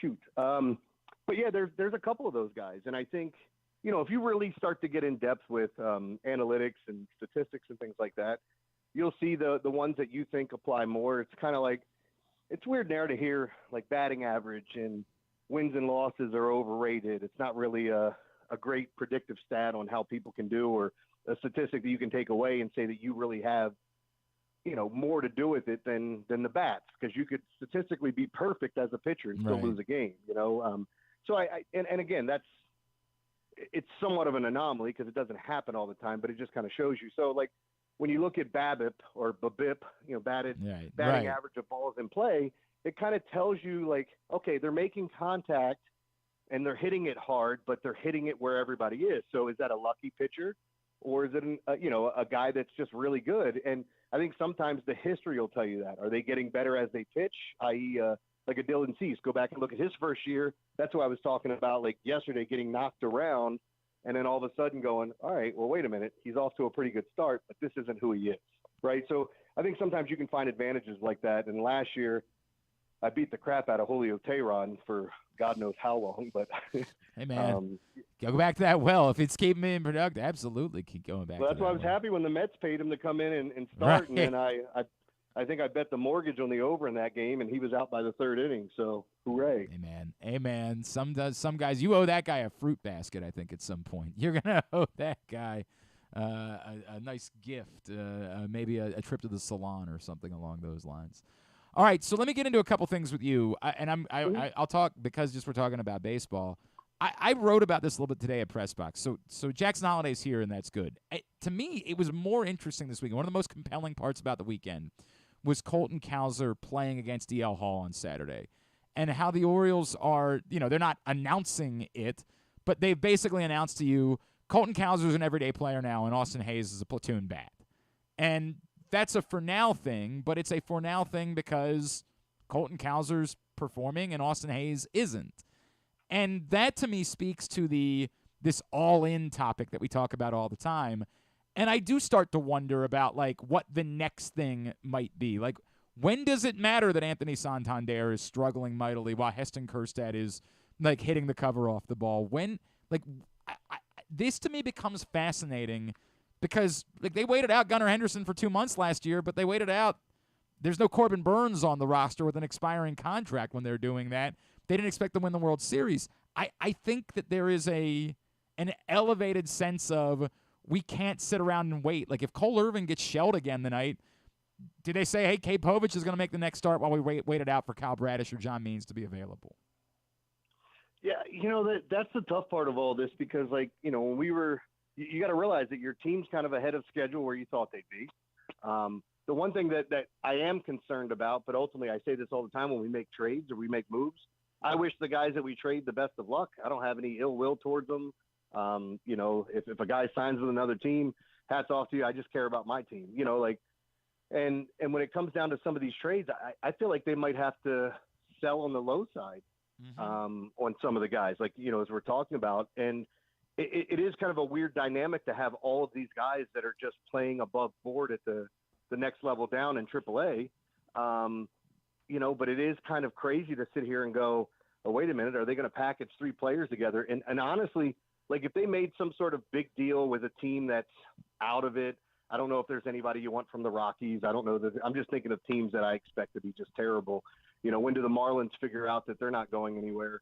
Do they sell off Jesus Luzardo, and what's the cost? So, I mean, there's a lot of different things you could look at, but it's really difficult because you're basically anything you trade away, unless somebody wants something, deep in your minors, everybody you trade is major league ready. Cause I think all the guys in the minors are major league ready, or at least really freaking close. We had a caller call in yesterday and ask about Pete Alonso, and like I don't know why I hadn't thought about it before, but like my brain just like started doing jumping jacks in that moment. I'm like, oh my God, this lineup with Pete Alonso in the center of it, like holy hell. And I get it, it'd be another rental piece, and now you're really, like you're going kind of crazy with rental pieces, but my God, it just feels like that's the exact type of thing that this lineup could use at the moment. Yeah, I mean, that's what we're kind of looking at is, and again, I'll go back and I'll say it, the places you can improve are, you can always add a DH and get a bat in there any way you want to. That would be at the cost of maybe Adley hitting some on his day off, or that guy's got to play the field, or, or we're looking at a situation where Ryan O'Hearn's sitting, and right now he's been better than advertised, I think, from what he's been doing. And then realistically, it's first base, center, and left. That's where you can get better. Now, right now with left field, I don't think you can get better there because Colton Cowser's out there. So, it's just kind of weird to look at everything. And they're in this interesting position, and I don't know what the right answer is. All I know is that at some point relatively soon, within the next year, they're going to have to make some serious trades, decisions, whatever. Yeah. And again, it's easy to go back and say, hey, that's something that they probably should have been doing ahead of time this past offseason, but this is the situation that they're in. And I think the point that you brought up first, which is at some point they might just have to acknowledge, I'm not suggesting they DFA Austin Hayes. I'm not saying that, but at some point, like that they just might have to take what's available because they can't just keep playing this game for forever. I do think that becomes relevant. Like, they've got to get guys on this team. Winning's got to matter right now. I am absolutely at the point where I just can't justify Ramon Arias holding a roster spot any longer. Like, winning has to matter to me now. And I know that they want to be able to trade guys and get valuable, but, man, it just feels like the roster spots aren't necessarily warranted for some of these guys. Yeah, I mean, but the hard part too is, all right, so let's say you you get rid of Ramon, you get rid of Mateo, and you call up some of these young guys, realizing that a lot of these guys are sitting often, like a ton, where they'd be playing every day in the minor leagues. Story, and again, that's the give and take of it, is figuring out what's best for the organization, and more importantly, what's best for the major league team. So, Yeah, and it's funny, Jeremy, because I have no beef with Mateo's rosters. Like, there's two things that I'm very defensive about. I'm extraordinarily defensive about Cedric Mullins, and it's defensive. Right now, his bat came around this weekend too. But like, what Cedric Mullins does covering ground in center field, that is entirely too valuable for me. Like, wildly too valuable for me to talk about Cedric Mullins. I can't even.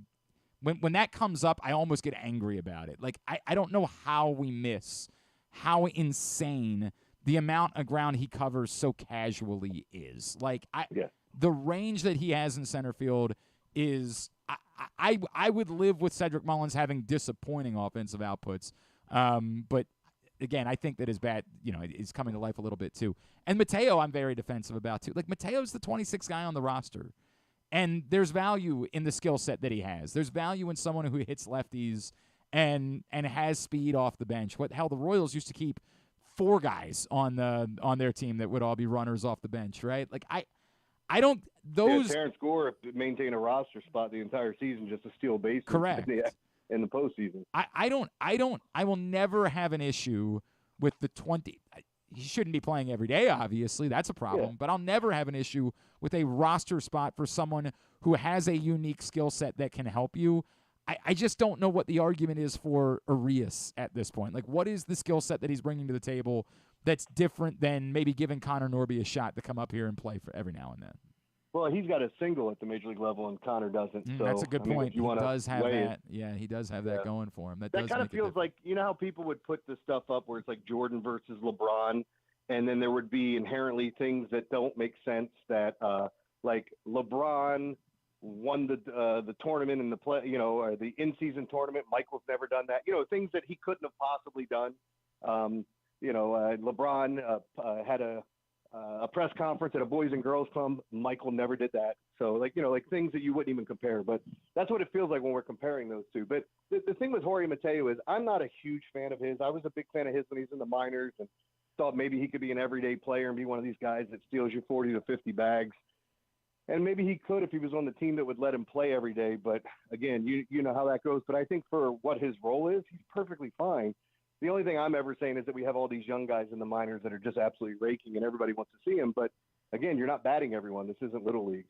That is true. That is part of the – well, although you say that, but, like, the history under Elias and Hyde is to – like, if you're on the team, we figure out a way for you to play. Like, that is it more so than – and I don't know, maybe I just don't pay attention to every other team.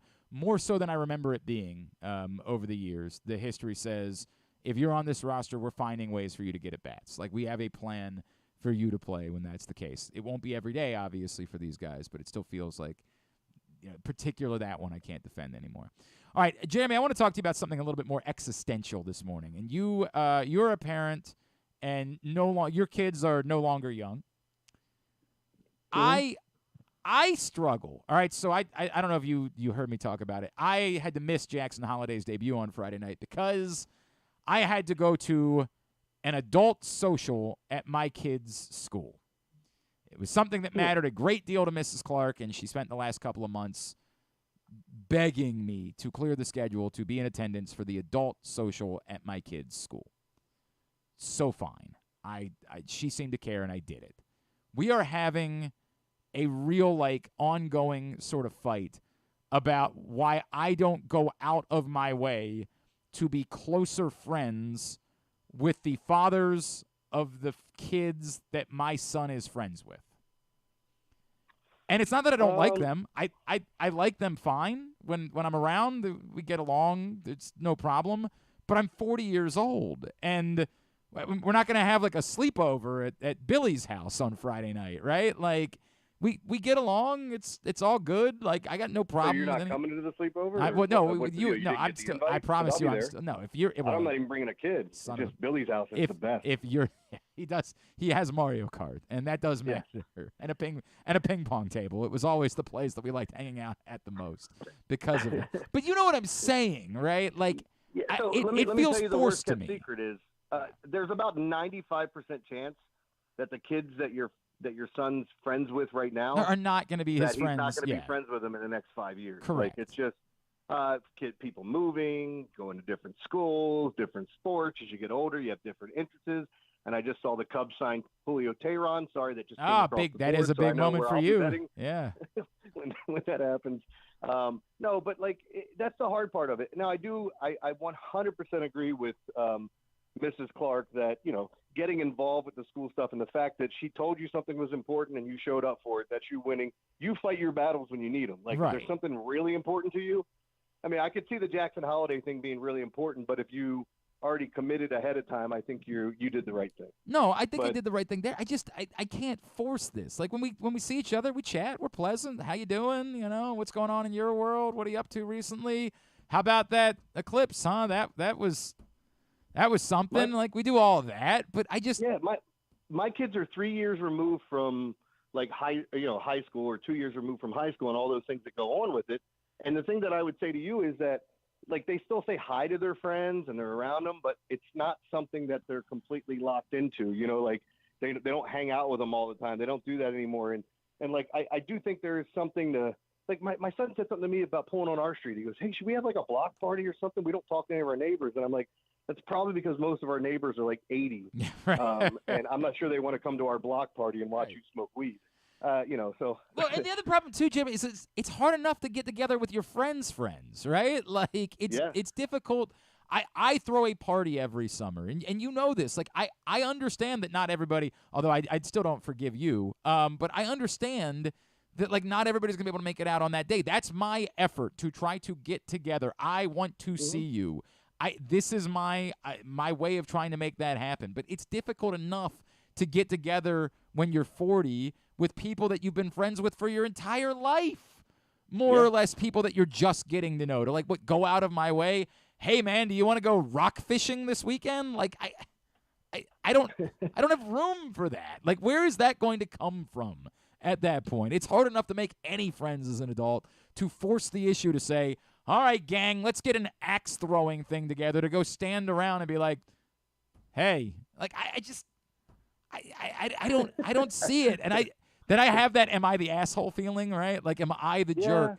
It does feel like other people are trying to force the issue more. But then I look at that, like I swear to God, there's one dad in this group that like goes out of his way to like walk up to everybody and like, so baseball, huh? Like it just feels so forced and uncomfortable. Like we don't need this. We should be capable enough of just being like, hey, either we're gonna have conversation or we're not. We'll live. Life will go on one way or the other. Yeah, there's a weird thing with like kind of being a radio host, and if people know who you are, yes, then there is some of that. People want to like come flock to you, especially because you think about all the dads. I mean, there's a lot of like when my son was in school, a lot of the dads wanted to hang and talk, and the only thing that really bothered me about any of that was like when I talk to someone, I like to have a conversation. I don't like to feel like I'm being interviewed by a person. You know, like the whole Chris Farley thing. You remember when? Yeah, that was awesome. Yep. You were in the Beatles. Yeah, that's awesome. But it's like, I just want to have like, I'll buy you a beer, you buy me a beer. Let's sit down and talk. You tell me what your opinion is, and then I'll tell you what I think. And I got to be honest, it does. The other thing too is when somebody comes up to me like, and all they know in the something sports. Hey, so how about the golf? Like I just don't like what is this, man? Like either conversation, it's not going to be the end of the world to me if it just doesn't happen, right? Like if something comes up. I also up, like the guy who goes, I listen to your show every day. What time are you on again? Oh my God. Dude, I know. I listen to you all the time, right? Like I heard that one time. Yeah. Dude, I mean, I had to deal with it when I got out of radio entirely. Where like oh man, what are you doing these days? Like, bro, I post it on Facebook and Twitter all of the effing time. It's okay. It's what it is. See, I do too. Like I would talk to Scott about it all the time when we were working together. Like Scott, and even with the morning show now, when you have co-hosts, everybody's like, "Hey, where's Rob? Where's Ed?" Right. And like I laugh at it because I make jokes and I just tell them that they're at something that's I just made up. Like, oh, they're Rob's at the Small Penis Convention. There was a big one. Actually, nobody believes he was there. Ed was at the Small Penis Convention. Like things like that, and try to have fun with. But I love talking to people. I just don't. The only thing that bothers me is like when you get the true true stage 5 clinger that just wants to ask question after question. Yeah, Let's have a that's a conversation. bit much. Yeah, don't be a weirdo. And I would say that in general to like any human being. And that's always difficult for me. Like the number of times that I'm around someone that's like a high profile person and I find myself saying, boy, I only spent like 2 seconds talking to them. I probably could have hung out with them the entire time, but I just didn't want to come off as the weirdo. That happened with me with Peyton Manning the one time I got to meet him when he came out here for the McCormick Unsung Hero thing. Okay. I said, hey, so I got a picture with him. I talked to him for like 5 minutes. But then again, like I start thinking about the things that I don't like and maybe other people don't like those things too. And then so ultimately it came into, hey, man, I really appreciate your dad. And I know you don't want to talk football, but well, how about this cheese plate? What's your favorite kind of cheese there, Pepe? You Munster guy? Like, ooh, you're a big Kobe fan, huh? Yeah, right. It's always no, the but way. I mean, like, you just don't – those moments and, like, those people with that type of celebrity get it all the time, and it's almost like you don't want to do something to upset them, and you don't want to have a bad experience with your heroes, too, is the other thing. I have been – okay, here's another – I'm going to give you another – I'm doing a round of Am I the Asshole this morning. I get sick of it at the gym, right? Like, I don't know why, but, like, I don't want to talk to you at the gym. I don't. Like, if we're actually friends, like, if it's somebody I know, like, but, like, the person that I don't really know approaching me while I'm, like, on the elliptical, like, hey, man, like, dude, I'm on the elliptical. Like, I'm trying to catch up on last week tonight. You know what I mean? Like, come on. Like, what do we? That one actually bothers. They come in and bothered. they slide the shower thing over and they pop in. It's like, hey, I have one more question about the O's. Hey, buddy. Yeah. Like, well, actually, that one doesn't. It's the elliptical that's the problem. The shower. I mean, come on, that's just conserving water. I mean, like that's just good for the care about the environment. Exactly right. All right, what's going on in your world this week? Yeah, so I mean, Ed's getting shoulder surgery. I want to text him like, you know what's good for shoulder pain? Licking my anyway. Give him a little stepbrothers. Yes. But yes, I've heard that. So it's just Rob and I all week, and we'll be having some fun. We got into today, and maybe you'll have something for this. A singer. I don't know how we got on the topic of this. I think it was something I saw, but a singer, like, you know how a lot of people thought Rick Astley was black when he first started? Yes. Because of his voice. Like singers like that, like someone that you thought they were a different color by the sound of their voice. And so we started talking about that, and it's apparently vastly different in the black community and the white community. So, well, that's actually quite fascinating. Now I got to think about that list a little bit more of who. There was a girl who I was convinced. Oh, I remember the first time I ever heard. Stone? That's exactly who I was about to say. Yeah. The first time I ever heard Joss Stone, I said to myself, like, damn, that is soulful. And then she's a British white chick, and you're like, what the hell is going on? From the Teskey Brothers, if you haven't heard of him, oh, the yeah. white Australian guy with long hair, and he sounds like Otis Redding. No doubt, man. I love the Teskey Brothers. No, that's a good one. They're coming to town. Where are they going to be? Pier 5. I think this month or next month, right? No, I just saw they landed on the. Well, landed. We landed on the moon. They just hit North America, so they're going on their tour. It just started. Do you want to hold hands? I'm definitely going. Yeah. All hey, right. Well, I'll give you one of my gummies. Oh boy, not one of yours. We're that ain't doing more than holding hands. Yeah. I could have like a tenth of one of your gummies. Jesus. Those are 100 milligram pills I've been taking are like they give me heartburn like nobody's business because that's the problem. It's just I woke up like 7 times last night. Like, am I throwing up or burping? What's happening? Jesus, dude. So it's bad. Nightmare. All right, at JCon Sports, of course, is how you follow him. Big Bad Morning Show on 105.7 The Fan. And what else do I plug for you anymore? I don't know what you want plugged. No, so right now, look, I just hired a lawyer. He's sending out the cease and desist. We're waiting for everything to go through and find out how long this takes. But for right now, I have a free Telegram service where it's basically I send you a link. It's free to download. It's free to sign up, and you get to see all the plays every single day. And that's probably going to last until I get my site back or figure out which direction I'm going in once we find out what the court says. That's such an awkward fun time, conversation. Man. It is fun. All right. Love you, buddy. We'll talk next Monday. Thank you as always. Sounds good, man. I'll talk to you. Jeremy Conn with us here. Thank you to Proctor with an addition to this topic. I would tell you something, man.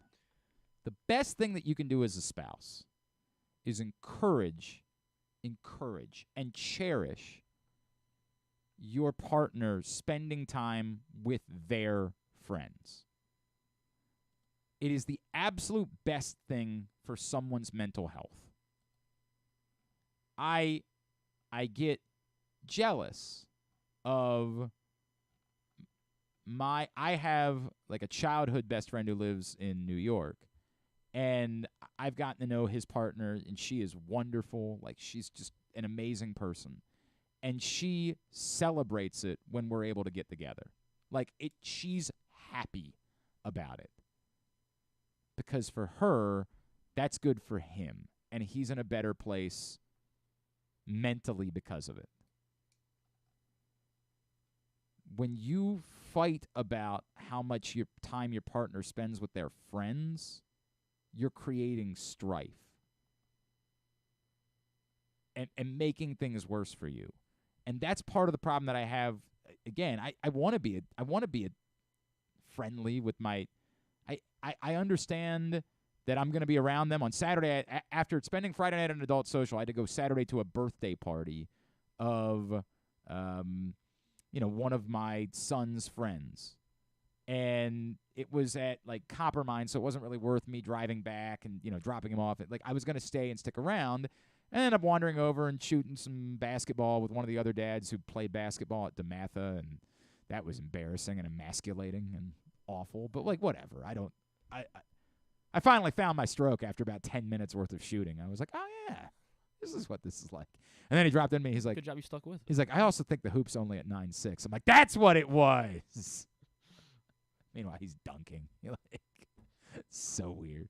But we don't have much to talk about, right? We don't know each other well. So we weren't like having a conversation as we were shooting basketball. We were just shooting basketball, and it was fine.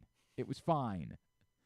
It was, in fact, less awkward because of that. It would have been more awkward if I had come over like, so, Gaza, huh? Like, and tried to force some amount of, or like, it's just so forced to me. Like, I can't do that. But the thing where your spouse is like, make new friends. No. I have friends. I've had them for the better part of my life. And I barely get to see them and do things with them. Encourage that. Encourage trying to get together with your friends. Going out of your way to try to make that happen. I talk about my friends, the Gatsbys, all the time. Mrs. Gatsby tried to arrange trips for me to go on with Mr. Gatsby. That's being a good partner. Recognizing. Not being jealous, not saying, I want all of your time. Recognizing this is good for you. It's good for your mental health to spend time with your friends. Even Proctor, who is my friend, despite the fact that, sometimes he's the worst.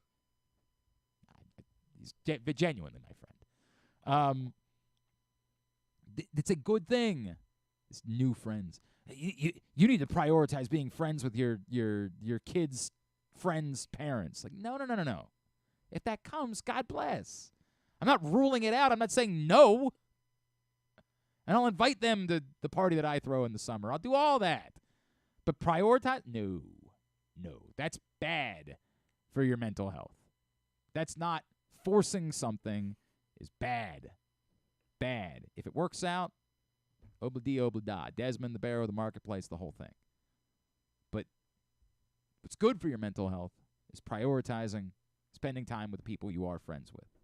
That's good for your mental health.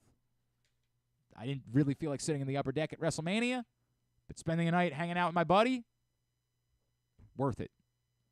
Good thing for me. Shooting the ass, telling tales, the whole thing. Those are good things. Not a sermon, just a thought. I don't know how to wrap that portion of the program up. Got kind of existential there for a second. All right. I guess I owe you your winnings. Oh yeah. Well, a lot of pushback about that. Well, we didn't do this well. And once I won, we'll do it better the next time. If there's a next time. I do kind of want to just. I feel like I'd like to just donate it all back. We'll donate it here. We'll figure. All right, you and I can talk about that after the show. We'll figure out a number. Let's maybe not all of it. Like, if you want to, that's your call. If that's what you want to do, I'm not going to stop you from doing it. But yes, maybe it would be a nice thing to donate some of it. Clearly, I should not have allowed Griffin to just pick number one. That was a mistake. I regret that in hindsight. it's a whole thing, right? But he did win, and everybody did have the same chance of winning, although in hindsight, Scotty Scheffler's so much better than everybody else that I guess not everybody did have the same chance of winning. We will come up with a different I've had a few different people request that we try to do it for every major championship. It is an awful lot for me when I don't care at all about these things. But we will attempt to come up with something. We will attempt to do that, and I'll come up with a different plan. It's just tougher because, like, in a perfect world, you rank them by what place they finished in, and you give points. But like with the cut, like they don't rank those people, so you'd have to go through manually and figure out what place they were in of all of the people that didn't make the. You know what I mean? It's just a lot more work in order to do that math, which, by the way, might be your work to do for the next one, because we got to do something different than just one, especially if Scotty Scheffler's just going to keep winning all the tournaments. And apparently he's doing that right now. Okay. I'm not going to attempt to talk about the Masters. I did not watch any of it at all. Wyndham Clark didn't make the cut. That was pretty disappointing for me. Oh, yeah, you had some action on Wyndham Clark. Yeah, Who's the other guy you had action on? Ludwig Oberg, who did very well. Oh, yeah. What'd you have? I had them probably together, so it didn't really matter what I did with Oberg. Stetka got a little froggy on Friday night. Yeah, and I did also bet on Scheffler as well outright. Just winning. So, yeah. Stetka was down. He went to Augusta this weekend. Oh, it was, he and his dad, and that was a cool thing for them because they like golf. Again, it would not be a cool thing for me. But if you're into golf, a lot of people wouldn't think it would be cool to go to Wimbledon. For me, it was like the greatest day of my life. He messaged me on Friday like, I actually can't bet down here. Could you put a bet in for me? I was like, yeah, pal, no problem. I got you. And it was on. Is it Oberg or Aubert? I thought it was Aubert. It's like Stephen Colbert. Aberg, that's what we're gonna do. He was feeling froggy about him. He said he had already had some bets come through over the first couple of days, and he was like, I want to make this a big weekend. So you needed Oberg to win? Yeah. Yeah, he loved the odds at that point, whatever they were. I remember it was like, because Scotty, everyone was talking about Scotty. If his wife goes into labor. Yeah, that was a thing. That was a thing. I got nothing. I got nothing else to say about them. Scotty Scheffler won. Congratulations to Mr. Scheffler and all of the Schefflers. I'm sorry. I talked about this on the radio. I wish I cared, because it does feel empty as a white man who does this for a living to have nothing to say about it. Feel left out. I really do. And every 3 to 5 years, I say to myself, all right, I'm going to try again. And I turn it on for a minute, and I'm just like, nope, sorry. It's not my thing, man. Maybe Tiger was good. Yeah, when Tiger was good, I watched all of them. All of them. But it wasn't because I was into the golf. I was into Tiger. I got nothing now. Yeah, it's sports betting. We got to get you to bet on everything. Seems like Scotty Scheffler seems like a fine fella. He's obviously very religious. Good for him. That's his thing. That's awesome, man. I don't care what you're into. God bless you. But it seems that the family man wanted to be there for his wife if she had gone into labor during the Masters. That seems admirable. I like that. People were saying maybe it was poor planning on his part. Yeah, maybe you think 9 months ahead, for a month we go celibate, right? I don't know, man. Whatever. There's golf tournaments all year. If he goes celibate for the Masters, he might have to miss what's the next one? The PGA Championship, I think, is next on the calendar. Sounds right. I'm sorry, golf people. I'm sorry. There's plenty of golf content for you. Kevin Van Valkenburg, their crew, go. They got you covered. We'll do Orioles and Ravens. And a big win for Johns Hopkins last night in overtime, despite the fact they lost the face-off. Got a big stand defensively. The Heritage this weekend. Nobody cares about that. South Carolina. Maybe in South Carolina they care about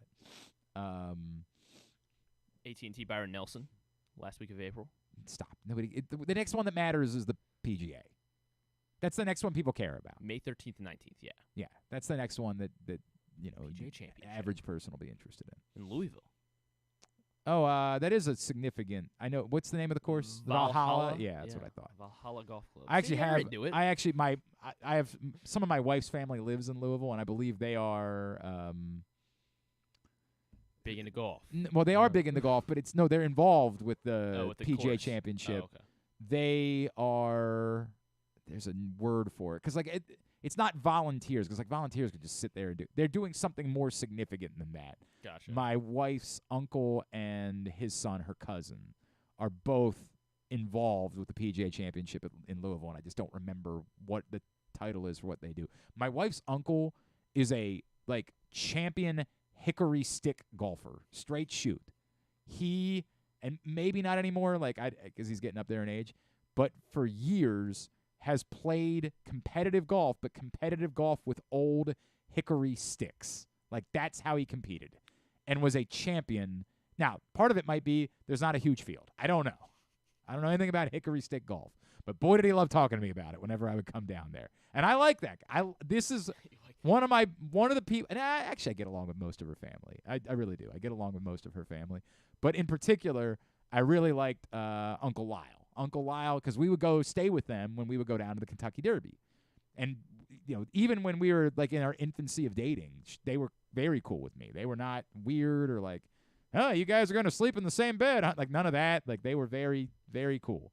So I've always gotten along with them, and they would go out of their way to, like, take us out to dinner. And do they dress up for hickory stick golf, like the old-timey? 100% Yeah. They dress up for hickory stick golf. 100%. It's full costume. Nice. Oh, That'd my be God. hot. And he would be so excited to show me this. Like, whenever I would come down, they're kinda whenever we would close. go to Louisville, like, it was the first time. He'd be like, oh, come out to the garage with me. I got to show you these hickory sticks. I'd be like, all right, Lyle, sure. All in. I really like the guy. I really do like the guy. So even though I had no interest in the topic, I was willing to listen to him talk about it because what? They got hickory stick lacrosse sticks. Oh, that seems cool. Yeah. That seems cool. I don't know. He was a champion. He was dominant in the hickory stick golf world, but I just don't know how big the hickory stick golf world is. It might be the type of thing that, like, you ever hear the stories of the rich people that can buy their way into the Olympics? No. They essentially, like, buy their way into, like running participating for these really small countries. Not going to the Olympics. Yeah, no. Okay. For these, like, really, really small countries, these, like, wealthy people will go buy influence in, like, that country's sports government because, like, who knows? You can't even name these countries. You see them every year when you get to the opening ceremonies. They'll be like, in Mozambique. Well, I know Mozambique, but, like, you know, smaller than that, countries you've never heard of. And now for Echeverria, you're like, what? And somehow they have a sailing team. And you're like, how do they have a sailing team? There's like 6 people in the country. And it's because All these, 6 like, were on the boat. Yeah. these wealthy people have figured out a way because they dreamed of being Olympians to buy influence within the governing body of the sport. It doesn't matter that they're not good enough. They just want to go walk in the parade and, like, pretend like they're real Olympians. You know what? Do you ever see the movie Eddie the Eagle? Well, how about, can't we just let these people buy into the opening ceremony or something? So that way, you know, like the dude, integrity of the sport isn't the integrity of the sport. Who knows what the sport's integrity is to begin with? How much do you know about the integrity of the wind sailing or whatever the hell it is? I mean, I'm sure they're doing break dancing at the Olympics rules coming up. Like, how much integrity do we know if there's integrity in the? I would imagine there's integrity to every sport. Every scoring, every judging sport, I assume has no always integrity. Tries to cheat and buy and steal. All right, let's get a tidbit. Let's get the tidbit. Was there anything else this week? I mentioned Hopkins got a good win. I don't think so. Towson Lacrosse rolled against Hampton, but that's what they should have done. Yeah. Maryland nudged out another win. So Hopkins, Maryland, obviously it shapes up to be very big this Saturday for the regular season Big Ten title. And Navy came up short. The Navy had a good fight against Army until late in the fourth, but then Army pulled away there. UFC 300, obviously. Smashing success. We'll talk about that on Thursday. Pun intended. Right, but there was the Max Holloway thing is the Oh my only God. thing that stood out to me. But I mean, that was crazy. We'll talk about it. I Max Holloway by decision. Oh, that's rough.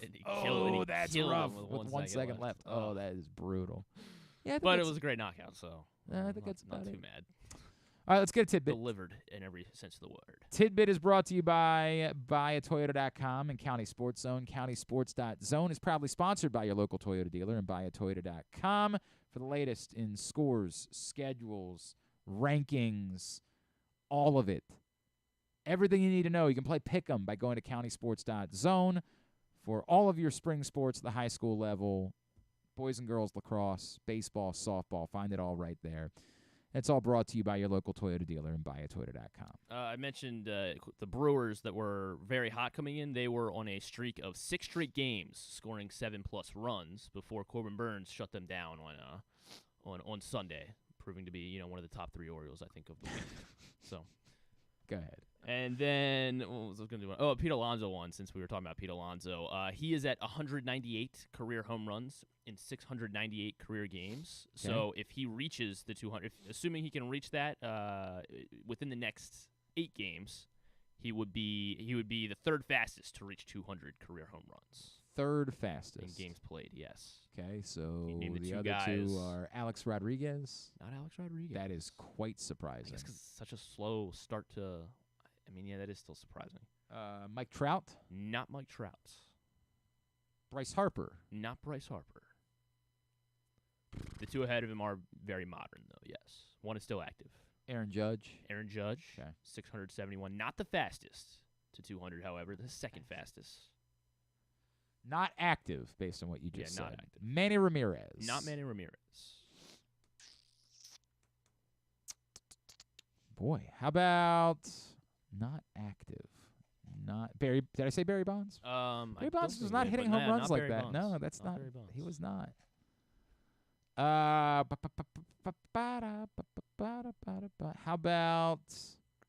about man? This is good. It was a first baseman.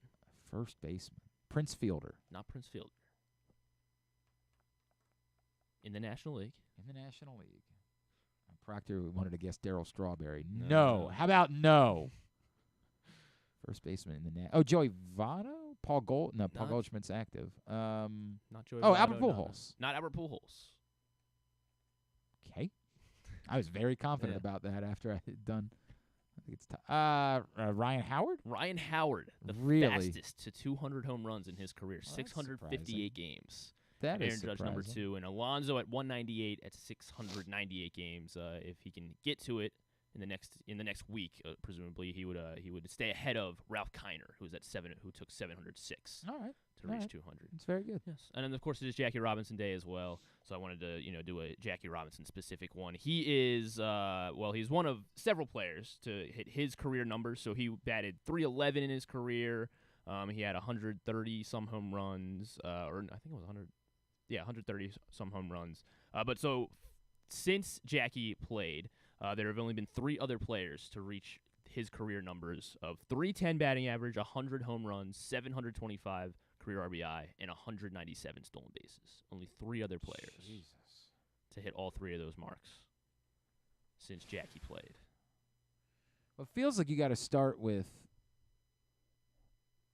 the batting average, right? Like, you said it was .311? Yeah. Wow. Man. So how about Craig Biggio? Not Craig Biggio. Ichiro. Ichiro is on the list. .311 career. How many of them average. are there? 2 more. You know, they said about Jackie Robinson, he would come original. You got to come original. All and okay, you got nothing. I don't know. .311. That is painful. That is painful. Sorry. Yeah. It's what it is. It's what it is. I knew what I was doing. How about? And I don't think Ricky Henderson, but Ricky Henderson. Not Ricky Henderson.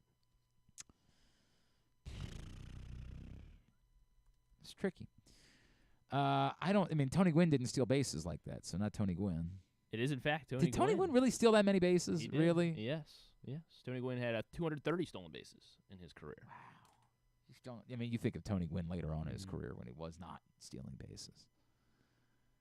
Oh, sorry, no. I confused him with the other guy on the list. 319 stolen bases for Tony Gwynn. Jesus. It was the home runs that he just snuck in. 135. How about Paul Molitor? Not Paul Molitor. How about? I'm trying to think of hitters. Wade Boggs. Not Wade Boggs. He was recently inducted in the Hall of Fame.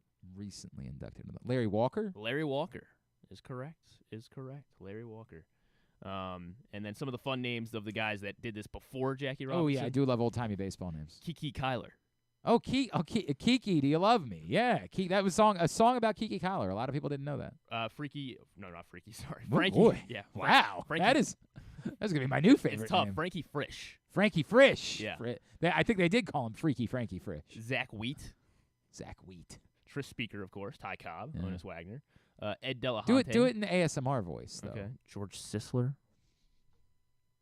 Mike Tiernan. Sam Thompson.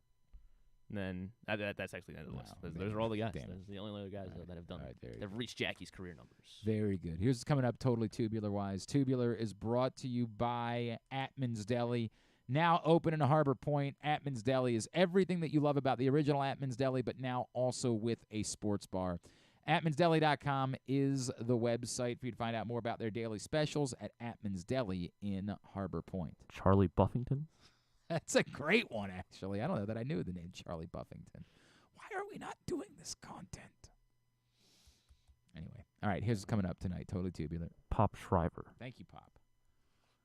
Orioles Twins open up a 3-game series tonight. And yeah, Cole Irvin's on the mound. So yeah, against Louis Varland, 6:30 on Masson.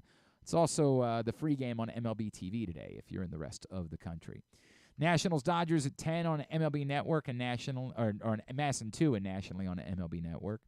MLB Network right now, Guardians Red Sox on Patriots Day. Then they got Cubs Diamondbacks coming up at 10:30. ESPN Plus Royals White Sox at 7:40.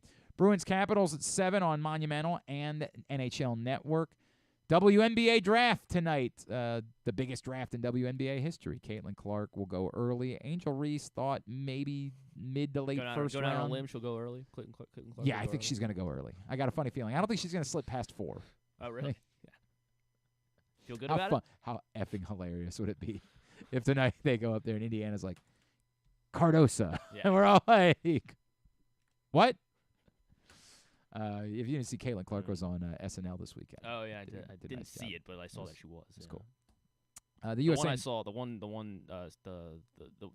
was where Gosling was dressed up as Beavis or Butthead. the Beavis and Butthead thing, which was really only a premise. Like there never really was another layer to the joke, and yet it still worked. I think people are overselling it because like. Again, the premise was I think it's because, awesome. Was it Heidi Gardner that just broke? Yes, immediately? she lost it. So. Right. The premise was phenomenal. Like they never really got to a second joke in the entire sketch. Like it was just the premise. That's all they had, and the premise was so good that we were like, all right. And yes, to your point, Heidi Gardner.